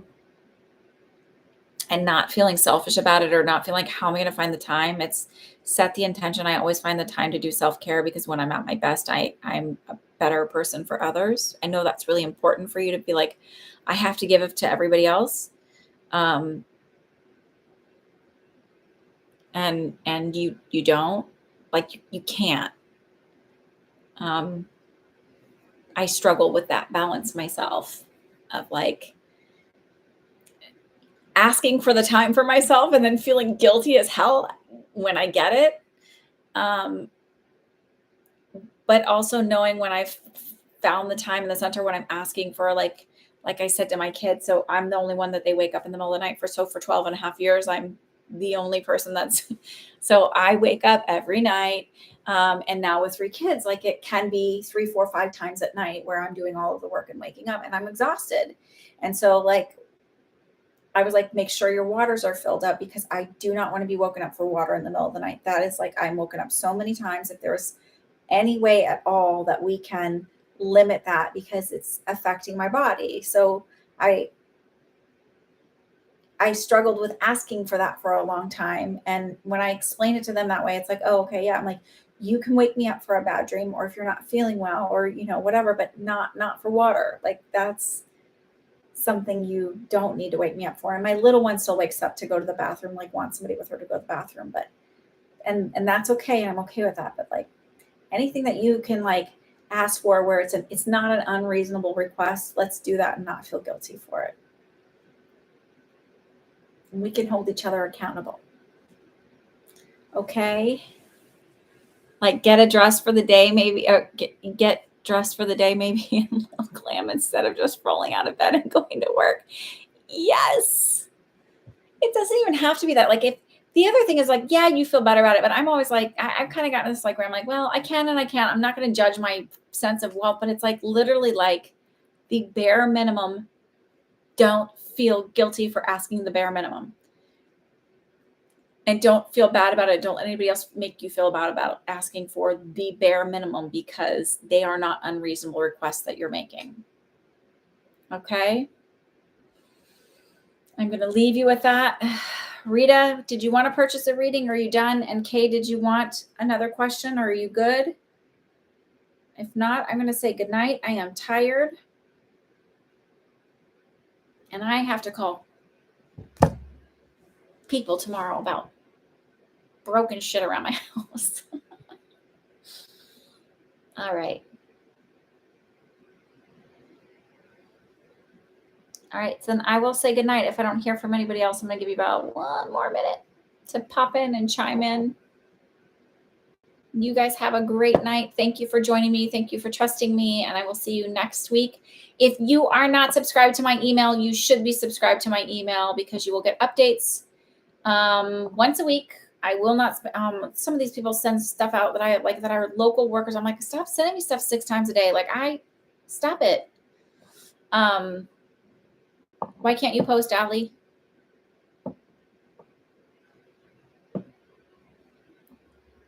I see you, Allie. What was I going to say? But then like you could win a free question here. Rothka did.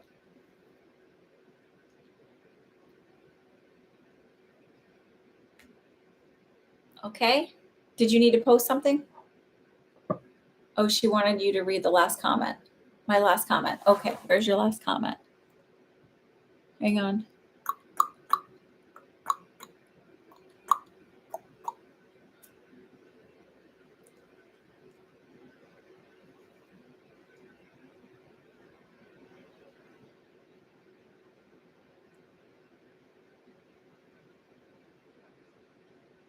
Well, I don't see what your last comment was. Can you retype it, please? Just because I'm not sure I'm reading the right one.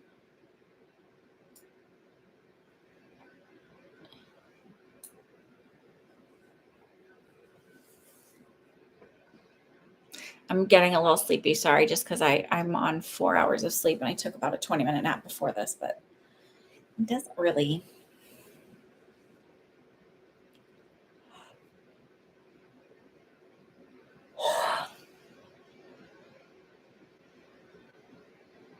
It's hot in here. Allie, what was your last comment? Is it all the way back up here where you say, I feel like sometimes life is hard and no, hang on, I have somebody around. And then you said something to think about, but I'm almost 33. And then you said, that's what I also thought, but am I doing something wrong? I've been trying to do that thing, right?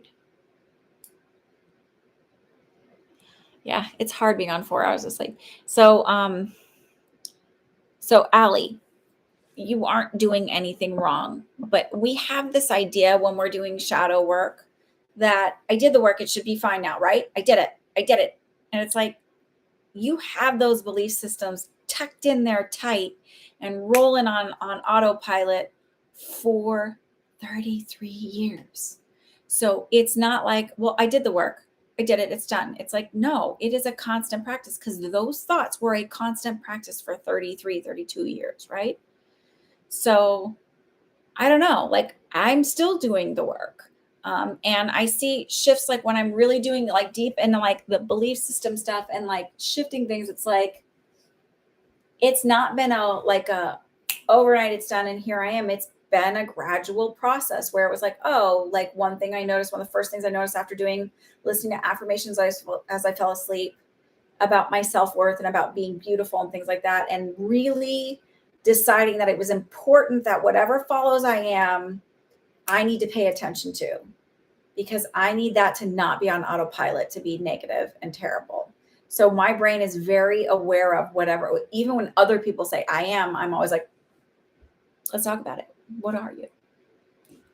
Nip that in the bud, right?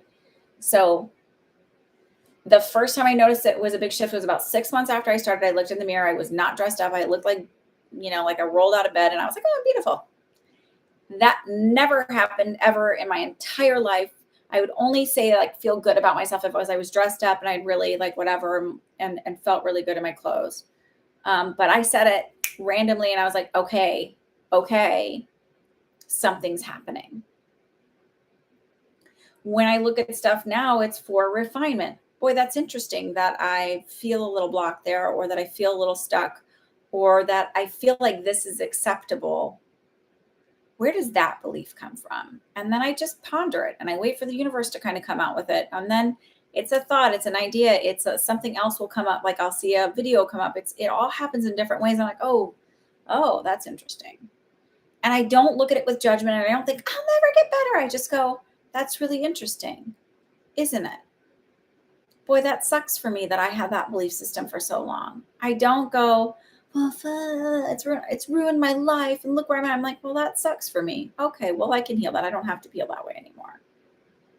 That's the curiosity and empathy. So I think a lot of people look at it like it's hard because you have to face painful things. But I look at it like, well, isn't that interesting? Isn't it kind of like, and maybe that's more intellectualizing, and it doesn't mean I don't have moments of crying. I woke up the other morning and I was like totally crying. Like I woke up and I had some thoughts about behaviors I've tolerated from people and things and the voices that I have had from family members that have held me back from feeling like I had a right to be successful in my own business or in anything in the world. And one of my sisters used to always tell me what a B and what a terrible sister I was. And I mean, they both have at points, but this one in particular. And she was like, well, I don't really think that. I'm like, I don't really know. Maybe I really am, because you keep saying it so much. I sat and tried to figure out, like, maybe I am really a horrible person, and maybe I'm such a horrible person, but I'm doing such a good job. Like I'm trying to hide it from, like, I just all kinds of effed up thought processes that happen when you grow up in an abusive household. And what I'm saying to you is it takes a long time, and that's okay, because you'll get part of it and you'll be like, oh, I'm doing better in this area. And then it's like, oh, well, I'm not. But what is that? Well, where did that one come from? Okay. Well, let's fix that. Let's reprogram that. Let's shift that thought process. And I don't remember what it was that made me cry the other morning, where it was just, I was really sad that I had tolerated something for so long from so many people. And I was like, oh, I I don't have to do that anymore. So it's okay to, like, it's a process. It's not like a one and done thing. I'm like, okay, I feel better. Everything's jolly and dandy. Like, it's a process. And it's okay to grieve it as long as you don't sit in that grief so long that you're stuck then. So, boy, it's really sad. It sucks that I had to go through that, or that I went through that, or that I tolerated that, I accepted that. And now I know better and I don't have to stay there any longer. And if you're just starting to know it, congratulate yourself. Like, if you're noticing that stuff now, that's a huge step.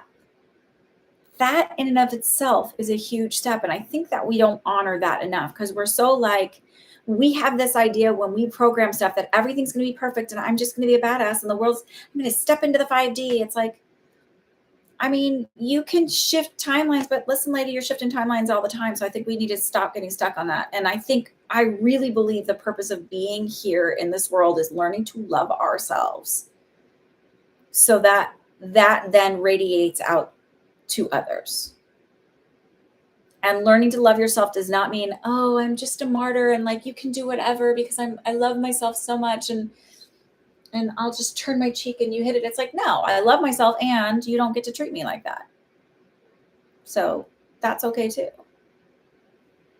That's what I think that's what I think our purpose is for being here, is being dropped in this chaos and crustiness of the world, learning to love ourselves and see the beauty in the rest of it too, and sort of help uplift it through that.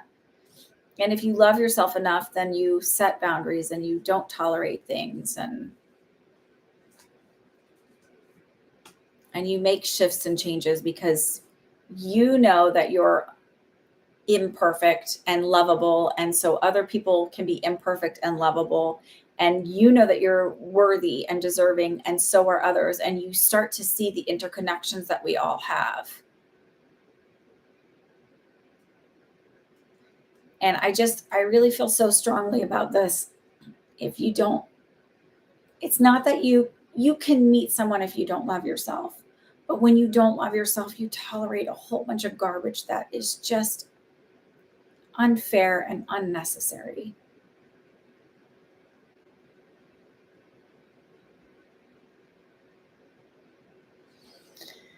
Okay.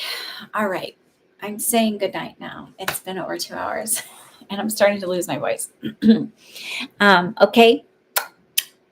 Good night, you all. And I will see you. And if you want to join the message circle, come join it.